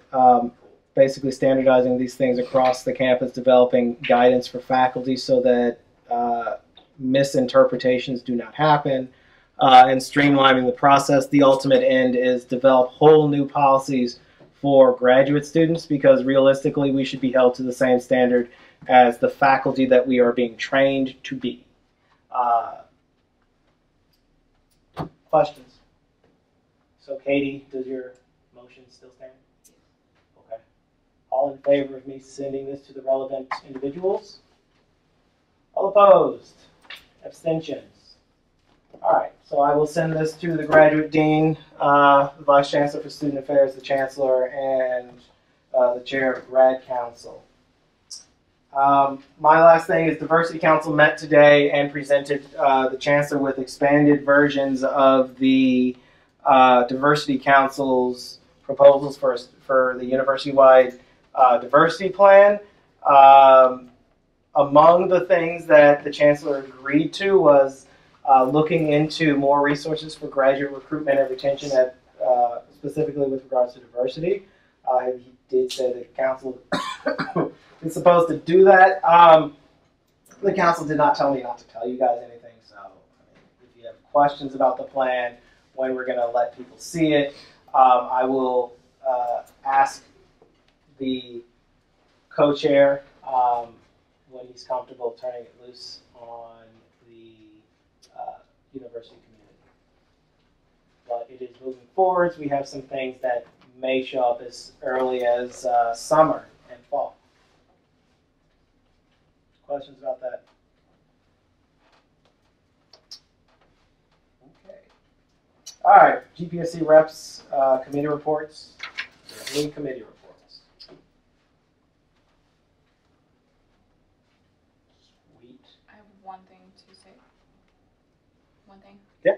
It's what Derek wanted me to say. So, anyway, on this Thursday at 5 p.m., at the law school, we have the Gene and Katie Simons lecture, and it's about Illinois fiscal breaking points, causes and consequences of a state in distress.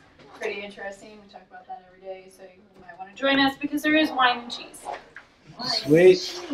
I did get a flyer for the Little Grassy workshop, which GPSC helps fund. If you noticed in the last email, the GPSC information update, I included links to almost everything that I was told about. I will send another information update following this meeting with the Little Grassy flyer, electronic versions of the 2 flyers you got here, and another link to the things going on at the law school, presuming I don't die of consumption before then. Other announcements, discussion. All right. Before you go, I want to remind you that the Board of Trustees will be meeting next week on this campus, Wednesday and Thursday. Thursday meeting at 9, Wednesday meeting at 2 p.m. The Wednesday meeting, they will be discussing these things, and I get to go talk to them, as I always do. Thursday meeting will be my last meeting as president of GPSC, so that might be fun. Motion to adjourn. Second. All in favor? All right, we are adjourned.